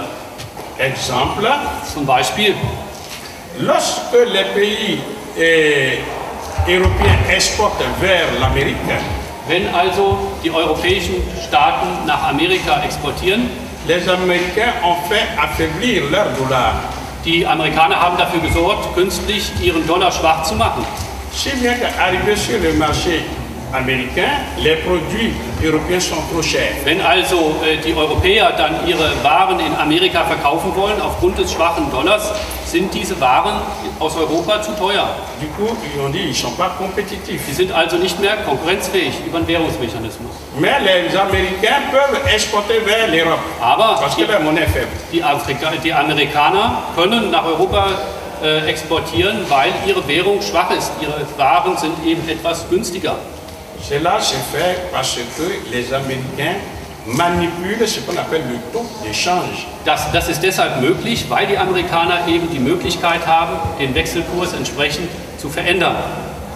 Alors, vous comprenez que ce principe-là fait qu'il y a beaucoup d'argent que les Africains perdent. Und wenn Sie sehen, dass also die Afrika nicht den Wechselkurs entsprechend verändern kann, sehen Sie auch, dass sehr viel Geld verloren wird, weil das eben ein fester Wechselkurs ist. Maintenant, avant de proposer des solutions, je vais dire quelques mots sur le principe de la libre convertibilité. Bevor wir also zu den Lösungen kommen, werden wir über den freien Austausch, wir werden über den freien Geldaustausch sprechen. Ça veut dire que les francs CFA sont convertibles hier en francs français et aujourd'hui en euros. Ça, c'est le principe. Also das Prinzip ist, der Franc CFA kann konvertiert werden, damals in Franc Français und heute in den Euro. La réalité, elle est autre. Das ist das Prinzip, aber die Realität ist eine andere. C'est que dans la réalité, les francs CFA ne sont pas convertibles. In der Realität sind die Franc CFA nicht konvertierbar. C'est-à-dire celui qui a des francs CFA en poche et qui vient par exemple à Paris ou en Allemagne, il ne peut pas les convertir en monnaie locale qui est l'euro. Also wenn zum Beispiel einer mit Franc CFA in der Tasche aus Afrika im Flugzeug in Paris ankommt und möchte seinen Franc CFA austauschen, dann kann er das nicht tun. Deuxièmement, quand on dit aux Africains que la France convertit les francs CFA de façon illimitée en euros, c'est un mensonge. Also wenn Frankreich sagt, dass Frankreich illimitiert, nach dem, was im System vorgesehen ist, den Franc CFA in Euro austauscht, ist das eine Lüge. Pour deux raisons au moins. Und zwar aus zwei Gründen. Première raison, l'euro ne se fabrique pas en France. Das erste ist, der Euro wird nicht in Frankreich gedruckt. La France n'a pas le pouvoir de création de l'euro. Das heißt, Frankreich hat nicht das Recht, den Euro zu schöpfen. Ja, Seule la Banque centrale européenne qui se trouve à Francfort, c'est-à-dire en Allemagne, a ce pouvoir de création de l'euro. Nur die Europäische Zentralbank in Frankfurt hat das Recht, diesen Euro zu drucken und auszugeben. Ce qui veut dire que si demain les pays africains présentaient à la France, par exemple, 656 000 milliards de francs CFA. Wenn also die Afrikaner morgen Frankreich 665 Milliarden Franc CFA zum Umtausch geben würden, la France devrait leur donner 1000 milliards. Müsste Frankreich denen also 1000 Milliarden Euro geben. Or, la France n'a pas ce moyen. Also Frankreich hat das Geld nicht. Donc dire que la France a le pouvoir de convertir de façon illimitée les francs CFA en euros, c'est un mensonge. Also wenn man sagt, Frankreich hat das Recht oder garantiert die nicht begrenzte Umtauschung von Franc CFA in Euro, dann ist das eine Lüge, das ist nicht möglich. Deuxièmement, les francs CFA qui circulent en Afrique centrale et les francs CFA qui circulent en Afrique de l'Ouest ne sont pas convertibles. Und was natürlich auch noch ganz, ganz wichtig ist, was den Süd-Süd-Verkehr angeht, den afroafrikanischen Wirtschaftsraum, die Währung zwischen der BEAC in Zentralafrika und der BCAO in Westafrika ist nicht untereinander austauschbar. C'est-à-dire, si un Ivoirien va, par exemple, avec des CFA au Gabon, wenn also ein Ivora jetzt seine Franc CFA nimmt und geht zum Gabun, also in dieses Land Gabun, dann kann er diese Franc CFA in seiner Tasche nicht benutzen. Und natürlich auch umgekehrt der Gabonese, der in die Côte d'Ivoire kommt.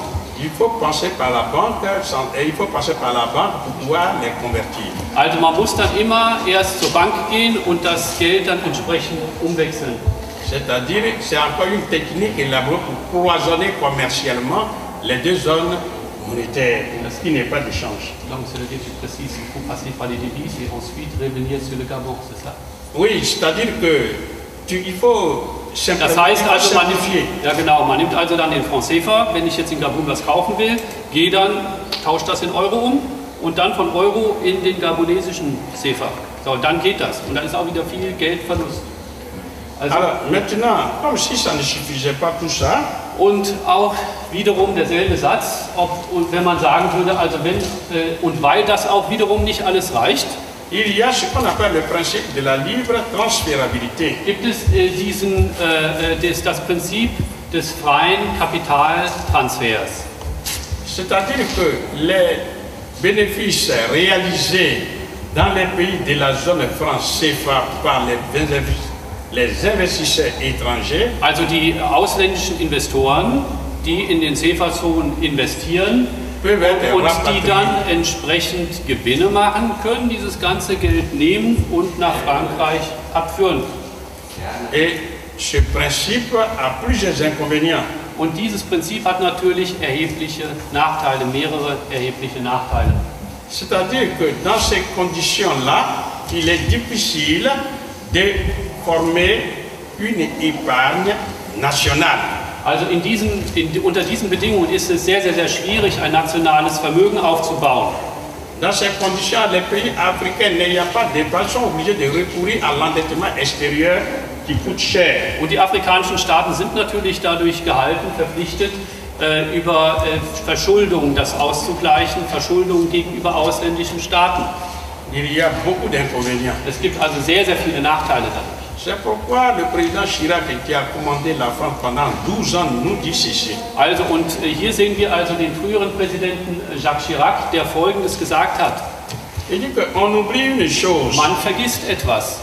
c'est qu'une grande partie de l'argent qui est dans notre porte-monnaie vient précisément de l'exploitation depuis des siècles de l'Afrique. Also das, was man vergisst, das ist, dass ein großer Teil des Geldes, das in unserem französischen Portemonnaie ist, aus der Ausbeutung seit Jahrhunderten von Afrika kommt.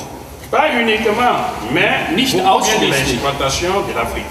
Nicht ausschließlich, aber sehr vieles kommt aus der Ausbeutung Afrikas.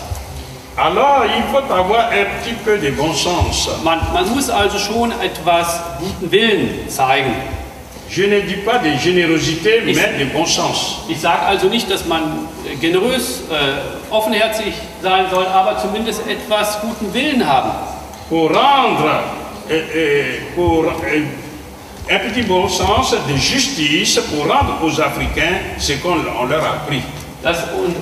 Damit man eben, also gute Willen, damit man etwas Justiz, also Gerechtigkeit schafft und den Afrikanern das zurückgibt, was man von ihnen weggenommen hat. D'autant que c'est nécessaire si l'on veut éviter les pires convulsions. Also das ist dann vor allem deshalb wichtig, wenn man schwere Verwerfungen dieser Staaten vermeiden will. Ou les difficultés avec les conséquences politiques Oder entsprechende Schwierigkeiten mit politischen Konsequenzen, que ça comporte dans le proche avenir. die damit in der nahen Zukunft verbunden sind.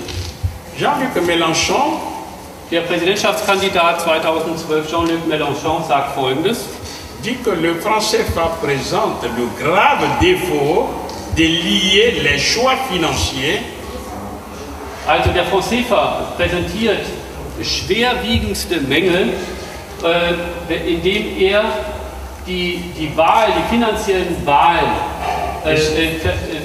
ankoppelt.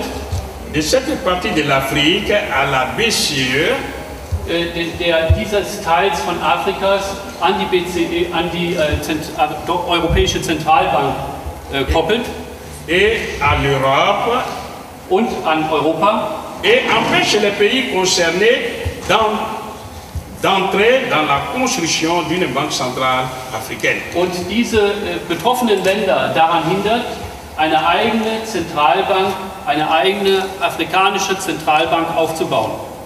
Il est urgent de rendre aux banques centrales africaines francophones la gestion de la politique monétaire qui serait alors adaptée au cycle de leurs économies.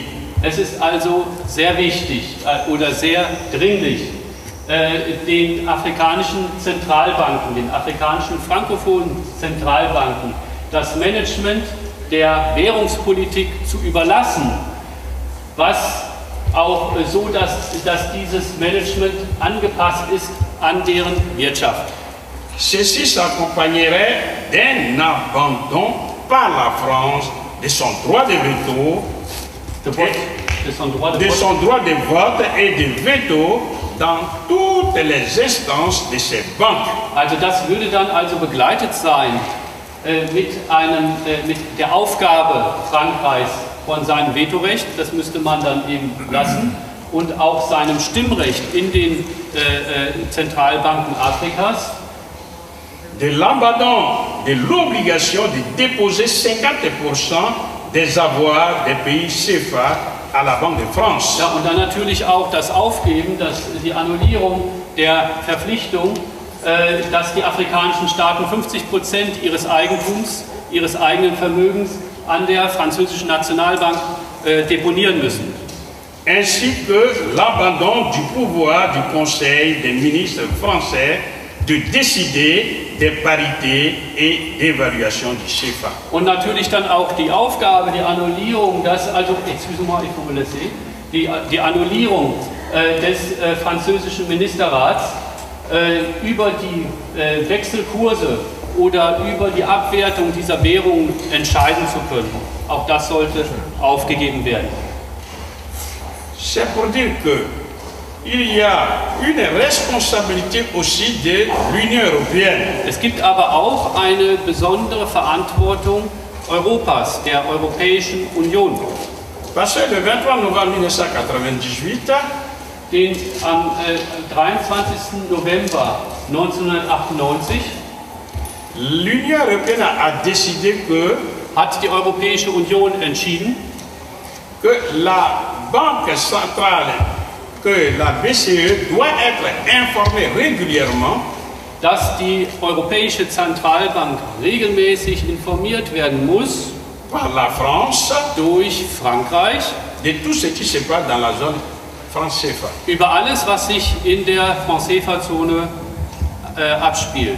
Dans son article 5, Wir nehmen also hier ein Beispiel, zum Beispiel den Artikel 5, la BCE dit ceci. sagt die Europäische Zentralbank in Frankfurt Folgendes.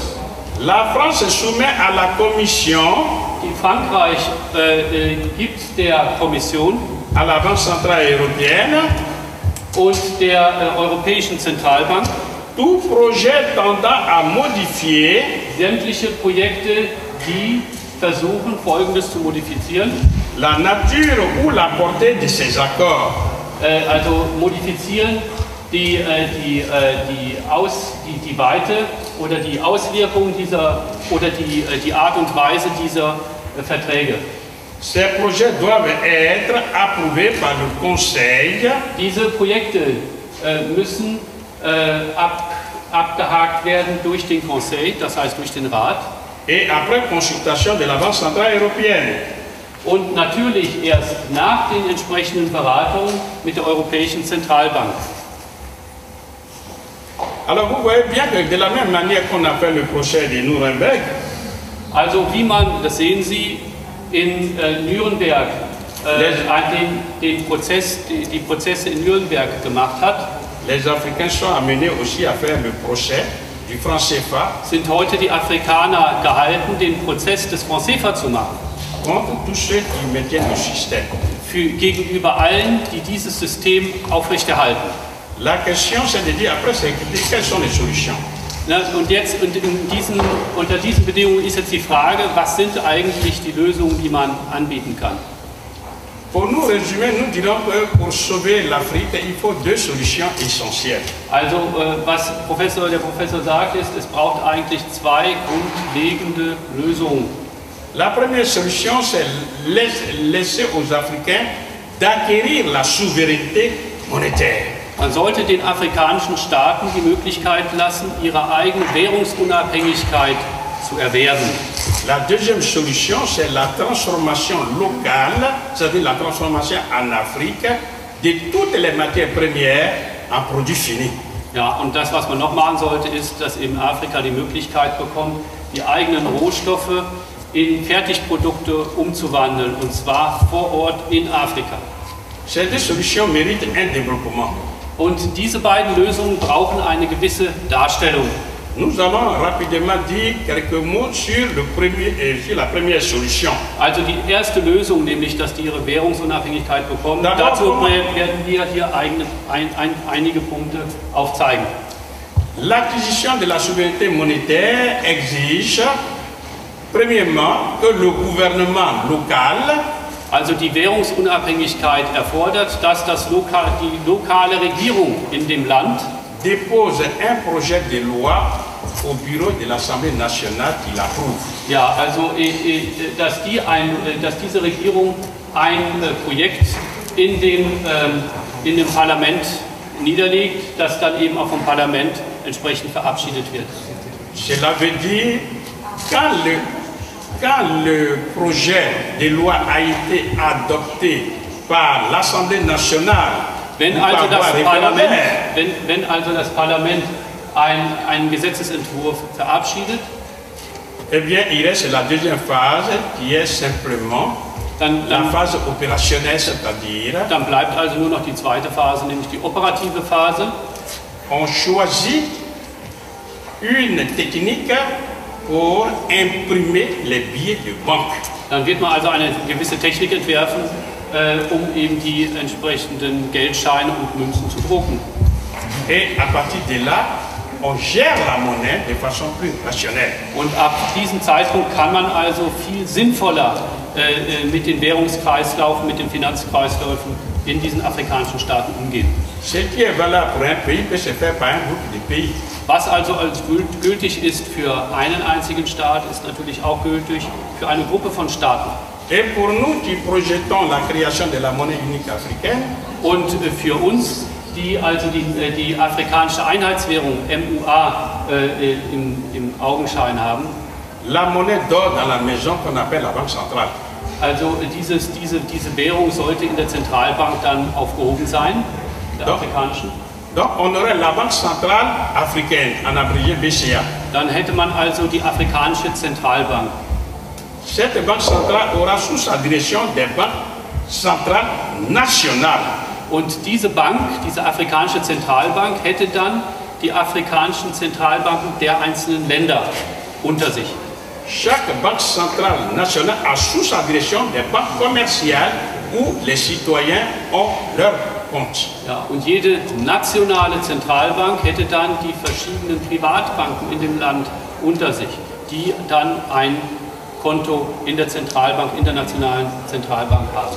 Ce qui veut dire une véritable politique monétaire, une véritable politique de monnaie et de crédit sera décidée par les Africains eux-mêmes qui vont permettre aux citoyens d'accéder à des crédits et entreprendre et consommer. Ja, also est-ce que tu peux une phrase encore? Donc, je disais ceci.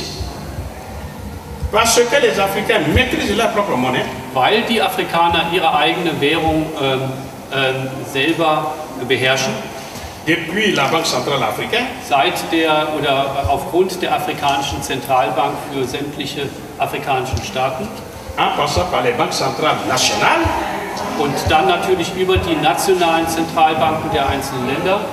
les banques commerciales vont donner des crédits bancaires Die Privatbanken werden dann Bankkredite vergeben, aux agents économiques, c'est-à-dire les entreprises, les ménages, etc. dann eben an die Haushalte und an die Unternehmen, die in den verschiedenen Ländern ansässig sind. Les entreprises vont donc entreprendre. Also die Unternehmen würden dann endlich anfangen, auch etwas aufzubauen und zu entwickeln. Créer des produits. Et Sie werden also Produkte zum Beispiel entwickeln. les ménages vont accéder à ces crédits pour consommer. Die Haushalte werden über diese Kredite anfangen, entsprechend zu konsumieren. Et c'est ainsi que les besoins fondamentaux des Africains seront satisfaits. Und dadurch werden die grundlegenden Bedürfnisse der Afrikaner auch entsprechend befriedigt. Sans être obligés de s'endetter. Ohne dass man über den Verschuldungsmechanismus, der im Augenblick existiert, geht. La question centrale que les uns et les autres posent, c'est de dire, mais qui va garantir la monnaie de l'Afrique? Ja, und dann gibt es natürlich eine ganz zentrale Frage, nämlich, wer wird denn diese Währung, diese afrikanische Einheitswährung, Monnaie Unique Africaine, garantieren? La réponse est la suivante. Folgende Antwort gibt es dazu. La monnaie unique africaine sera garantie par la valeur synthétique des matières premières stratégiques que détiennent les Africains. Also diese Währung würde natürlich abgesichert durch die verschiedenen Rohstoffe, die die Afrikaner besitzen. Que ce soit l'or, le diamant, Also wenn Sie l'uranium, le cacao, Gold nehmen, Diamanten, Kakao, le Kaffee, cobalt, le platinium, tout ça, les Africains les ont. Platin etc. Et c'est l'Afrique qui aurait la vraie monnaie sur Terre qui est garantie par des valeurs réelles. Ja, und die Afrikaner bzw. Afrika wäre der einzige Kontinent, der also einen richtigen Wert präsentiert über die Währung, weil sie eben die entsprechenden Rohstoffe für die Garantie haben.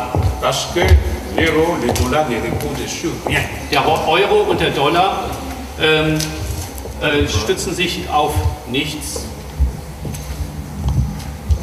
Non, non, c'est pas fini. Ensuite, donc, une fois ce problème de monnaie est résolu, il reste la deuxième solution. Also wenn einmal dieses Problem der Währung gelöst ist, dann bleibt noch die letzte Lösung. La deuxième solution, c'est la transformation des matières premières agricoles, minières, minérales et énergétiques en produits finis. Also der nächste Punkt ist eben die Transformierung der Rohstoffe, der mineralischen Rohstoffe, der energetischen und so weiter in Endprodukte. C'est-à-dire, Das bedeutet, lorsque nous prenons les matières premières agricoles, Wenn wir also die Agrarprodukte nehmen, zum Beispiel, et qu'on les transforme en produits finis en Afrique, und wenn die dann in Afrika in Endprodukte transformiert werden, il s'agit donc de construire ce qu'on appelle les industries alimentaires. und dann kann man natürlich auch die Agroindustrie entwickeln. C'est la vraie condition pour mettre fin à la faim en Afrique. Und das ist nämlich die Grundbedingung, damit der Hunger in Afrika beendet wird. Mais il n'y a pas que seulement les matières premières agricoles. Aber es gibt nicht nur die Agrarprodukte. Il faut aussi transformer en Afrique les matières premières minières, minérales et énergétiques en produits finis. Also die Edelmetalle oder Mineralien oder die Energie, auch das sind Bereiche, die industriemäßig entwickelt werden können. C'est comme ça qu'on combat la pauvreté. Erst dadurch kann man die Armut in Afrika wirklich bekämpfen. Pour que vous puissiez mieux comprendre, Damit Sie also besser verstehen, nous allons donner un seul petit exemple sur le cacao et le café cacao. wir geben ein letztes Beispiel in Bezug auf Kaffee und Kakao. En sortant de cette conférence, Wenn Sie also jetzt aus dieser Konferenz allez rauskommen, vérifier combien coûte une seule tasse de café. nehmen Sie zum Beispiel fragen Sie sich mal, was eine Tasse Kaffee kostet. L'étude que nous avons faite à Paris, Also das, disons en France, was also zum Beispiel in Paris ermittelt worden ist, ist c'est que la folgendes. tasse de café coûte en moyenne 2 €. Also die Kaffeetasse, richtige deutsche Kaffee, die kostet 2 €. Mais ayez la curiosité surtout de demander dans la tasse de café, vous mettez combien de grammes. Fragen Sie sich mal, wie viel Gramm Kaffee machen Sie in die Tasse rein. Nous avons constaté que là, dans la tasse de café, il y a en moyenne 8 grammes que nous arrondissons par commodité à 10 grammes. Also da sind 8 Gramm drin, sagen wir mal 10 Gramm. Ce qui veut dire que quand le barman a fini de vendre 1 kilo de café poudre, Wenn also der Barmann 1 Kilo Kaffee verkauft hat, il a vendu 1000 grammes divisé par 10, il a vendu donc 100 tasses de café. hat er also 100 Tassen verkauft. 100 tasses multipliées par 2 €, ça fait 200 € qu'il récolte. Das heißt, es entspricht, wenn Sie das multiplizieren, 200 €. Maintenant, les 200 € comprennent Wenn man also die 200 € nimmt, le prix d'achat du kilo de café, du café, par exemple en Côte d'Ivoire, wenn Sie also den Aufkaufspreis des Kaffees in der Côte d'Ivoire nehmen, qui est de 500 francs CFA dans le meilleur des cas, c'est-à-dire 0,76 €, also même pas 1 €, also das sind dann 76 €, das sind also 76 Cent. que nous arrondissons par commodité à 1 €. Wenn man also sagt, dann die Afrikaner kriegen 1 € dafür. On paye le transport maritime aller-retour de ceux qui ont transporté le café. Und wenn man natürlich dann diejenigen bezahlt, die diesen Kaffee exportieren nach Europa und das dann entsprechend sichern. Les compagnies d'assurance qui assurent le café. Und ja, also die Versicherungen, die müssen natürlich auch bezahlt werden. Wenn man Nous allons sauter les étapes jusqu'à ce que ça arrive dans l'usine qui transforme le café en poudre. Also diese ganze Wertschöpfungskette bis zu der Firma, die das dann alles transformiert in Puder. Quand la poudre sort de la machine, il faut emballer. Donc les sociétés d'emballage, tout ça, ce sont des sociétés occidentales. Also wenn Sie dann noch die Verpackung nehmen etc., alles das sind Jusqu'à ce qu'on le retrouve, westliche Unternehmen. jusqu'à ce que le barman le retrouve dans le supermarché où il va l'acheter pour aller vendre dans son bar. Also bis dann der Barmann dann im Supermarkt den Kaffee aufkauft, um es dann bei sich selbst in seiner eigenen Bar zu verkaufen. En définitive, ça veut dire que tous les circuits café-cacao, tous les acteurs qui interviennent sont chèrement payés et ce sont des Occidentaux. Also dieser ganze Wertschöpfungsprozess beinhaltet alles westliche Unternehmen und Gehaltsempfänger, die davon profitieren und die sehr, sehr teuer von Afrika bezahlt werden. Vergessen wir nicht, dieser 1 €, der geht an Afrika und der Rest verschwindet in der Wertschöpfungskette. Or, les 76 centimes qu'ils ont donnés au pays comme la Côte d'Ivoire, Wenn man also die 76 Eurocent nehmen würde, die den Afrikanern bezahlt worden sind, on verse aux paysans 43 centimes. ach ja, und da bekommt also der Bauer nur 43 Cent von. 43 centimes d'euros, c'est-à-dire 300 francs CFA. Also das entspricht ungefähr 300 Francs CFA. Or, c'est le paysan qui a donné sa terre. Also, obwohl also der Bauer seine Grundstücke gegeben hat, sa force de travail, seine Arbeitskraft, la force de travail de ses enfants, die Arbeitskraft seiner Kinder, la force de travail de sa femme, die Arbeitskraft seiner Frau. celui qui a été mordu par les fourmis rouges et les serpents, Also derjenige, der also von den roten Ameisen und von den Schlungen, von den Schlangen entsprechend gebissen worden ist. Ja. celui qui a été battu par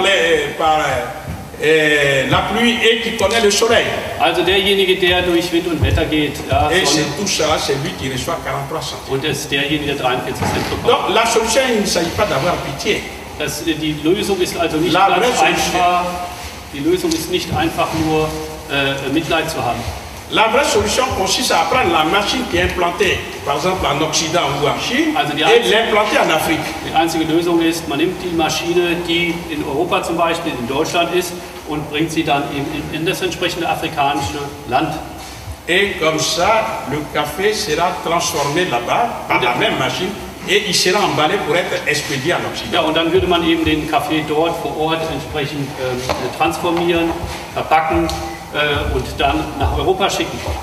Cela veut dire que sur les 200 € payés par le consommateur final en Europe, Also wenn man jetzt die 200 € nimmt, die der Endkonsument in Europa bezahlt, on peut quand même demander la moitié pour les pays exportateurs. könnte man dann zum Beispiel sagen, gib doch wenigstens die Hälfte von diesem Geld an das afrikanische Land. Nous avons calculé que sous cette hypothèse, la Côte d'Ivoire peut payer en une seule année toutes ses dettes.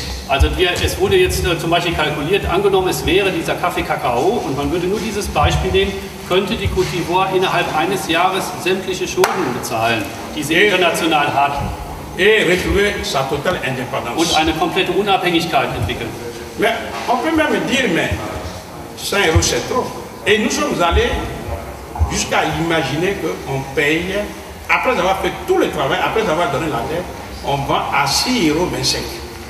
Also wenn man jetzt meinetwegen nicht von 100 € der Hälfte von 200 € nimmt, sondern sie gehen jetzt von 6,25 € aus, die sie diesen Ländern geben. C'est-à-dire 193,75 € c'est pour l'Europe. Also meinetwegen so 195 € sind für Europa. Même dans cette hypothèse, la Côte d'Ivoire peut vivre pendant 3 ans sans rien faire. Also in diesem Fall könnte die Côte d'Ivoire 3 Jahre lang leben. Paye toutes ses dettes. Und alle Schulden Et bezahlen. peut vivre décemment d'une seule année de repas, mais pendant 3 ans. Und könnte eben würdig leben während 3 Jahren. Cela veut dire que lorsque parce qu'il y aura un transfert de pouvoir d'achat à ces millions d'Africains. Es gibt also hier eine Übertragung der Kaufkraft an die Afrikaner, an Afrika. Non seulement ces Africains vont mieux vivre, Nicht nur die Afrikaner würden besser leben, mais ils seront les premiers consommateurs solvables, les premiers clients solvables de l'Europe et notamment de la France et de l'Allemagne. und sie werden die ersten richtigen Konsumenten sein, zum Beispiel von Frankreich, zum Beispiel von Deutschland, weil sie die entsprechende Kaufkraft entwickelt haben. Ils auront le pouvoir d'achat nécessaire pour consommer vos produits à grosse valeur ajoutée. Ja, sie könnten dann also ihre Produkte hier aufkaufen und konsumieren. Et c'est comme ça qu'on peut combattre avec efficacité le problème de l'immigration. Man könnte also das Immigrationsproblem damit lösen. C'est-à-dire vous serez tranquille chez vous. Also in Europa wären sie relativ ruhig. Les Africains resteront très heureux chez eux. Die Afrikaner wären sehr glücklich, aber eben bei sich selbst. Et comme font les Chinois, Und wie die Chinesen machen. ils vont se déplacer en tant que simples touristes. Und sie würden sich eben deplatzieren, also reisen wie Touristen, wie wir es ebenfalls tun. Mais s'ils viennent en tant que touristes, c'est pour dormir dans les hôtels au minimum de 3 étoiles. Ja, und wenn sie dann als Touristen kämen, könnten sie in 3-Sterne-Hotels in Europa, Deutschland oder in anderen europäischen Staaten kommen. Parce que l'Afrique dit, à travers ses matières premières, nourrit le monde entier. Ja, und Afrika sagt eben, über die eigenen Rohstoffe können wir die Welt ernähren. Mais curieusement, les Africains sont exclus de la consommation de leurs propres ressources naturelles. Ja, und eben komischerweise sind bis heute über dieses beschriebene System die Afrikaner davon abgehalten, ihre eigenen Rohstoffe, die sie in ihren Ländern haben, zu konsumieren und wirkliche Partner gegenüber der Welt, auch Europa zu werden. Il s'agit donc d'une pauvreté, d'une pénurie organisée savamment à l'échelle planétaire contre l'Afrique. Es geht also hier um einen Mangel und eine Armut, die mit sehr viel Bewusstsein, mit sehr viel Intelligenz und mit Wissen und Wollen aufgebaut worden ist gegen Afrika. Et c'est ça qui est à la base des guerres. Und dieses ist die Grundlage der Kriege, die es in Afrika gibt. Ils se battent sur les miettes, pour gagner les miettes. Sie kämpfen, die Afrikaner kämpfen unter sich für Krümel. Le continent le plus ensoleillé au monde, c'est l'Afrique. Der Kontinent, der am meisten bestrahlt ist, die meiste Sonne hat, ist eben Afrika. Ils peuvent développer, donc on peut les aider à consommer l'énergie solaire. Man konnte ihnen helfen, auch die Sonnenenergie zu konsumieren. Ce qui permettrait donc une vente aisée des énergies traditionnelles conventionnelles comme le pétrole et le gaz aux Occidentaux qui en ont besoin. Ja, wenn man also das macht, dann könnte man also Gas und Erdöl und so weiter den Europäern geben. Donc, pour conclure, Um jetzt diese ganze Sache zusammenzufassen, nous sommes pour la coopération pacifique entre les peuples. wir sind für die friedliche Kooperation zwischen den Völkern im Norden wie im Süden. Mais il s'agit de faire preuve de clairvoyance politique. Aber es braucht hier eine Klarsicht in der Politik. Et voir ce qui va se passer demain. Und gucken Sie, was morgen in Afrika passiert. Aujourd'hui, l'Afrique, c'est 1,1 milliard de personnes à nourrir. Heute haben Sie 1,1 Milliarden Menschen in Afrika. En 2050, l'Afrique aura 2 milliards de personnes à nourrir. In 2050 sind es 2 Milliarden. Si rien n'est fait, Wenn nichts gemacht wird, si on continue avec cette politique d'appauvrissement des Africains, wenn man also mit dieser Politik der systematischen strukturellen Verarmung fortsetzt, 7 des Africains vont mourir sur place. das bedeutet also, dass die Afrikaner vor Ort sterben, C'est ce qui est humainement inacceptable. was also menschlich gesehen absolut inakzeptabel ist. Mais de nombreux Africains viendront dans les pays du Nord, notamment en Europe. Und sehr viele Afrikaner werden dann eben nach Norden kommen und nach Europa. Et sans vous effrayer, Und ohne ihnen Angst machen zu wollen, dans les années qui arrivent, d'ici une centaine d'années, in den nächsten Jahren, die kommen, oder in den nächsten vous 100 serez Jahren, rendus minoritaires chez vous. und werden sie in Europa in der Minderheit sein. Avec tout ce que ça engendre comme conséquence. Mit allem, was es da an Konsequenzen gibt. Ouvrez les yeux pour voir ce qui se passe aux États-Unis d'Amérique. Passen Sie auf, was im Augenblick gerade in Amerika passiert. Ce qui se passe aujourd'hui, Obama, dont le père est kenyan, est président de la République, ce n'est pas par hasard, vous le savez. Sie wissen, dass Obama nicht dessen Vater Guineaner ist. Das ist kein Zufall, dass er Präsident ist. Donc nous concluons en vous disant qu'il y a deux solutions et deux solutions seulement à appliquer en Afrique. Wir fassen also zusammen, es gibt nur 2 Lösungen für Afrika. La souveraineté monétaire des Africains Die Währungsautonomie et la transformation ou l'industrialisation de l'Afrique. die Transformierung der Rohstoffe und die Industrialisierung Afrikas. Les pays africains qui ont la souveraineté monétaire et qui sont pauvres, c'est parce qu'ils ne sont pas industrialisés. Ja, die Länder, die also arm sind und die keine Währungsautonomie haben, das Problem bei denen ist, dass sie nicht industrialisiert sind. Donc ceux qui ont une âme généreuse et qui voudraient que les choses changent, nous leur demandons Also für die lieben Menschen in der Welt, die werden von uns gebeten, d'aller dire aux plus hautes instances politiques, werden darum gebeten, in den höchsten Instanzen der Welt und in Europa, les vrais décideurs, die wirklichen Entscheidungsträger, de changer radicalement des politiques et darum zu bitten, dass die Politik wirklich grundlegend verändert wird contribuer à l'industrialisation de l'Afrique. und die Industrialisierung Afrikas erlauben. C'est la seule et véritable solution qui sera profitable aussi bien pour l'Europe et pour l'Afrique. Das ist die einzige und wirkliche Lösung, die wirklich profitabel ist, wirklich lukrativ ist, sowohl für die Europäer wie als auch die Afrikaner. Je vous remercie. Vielen Dank.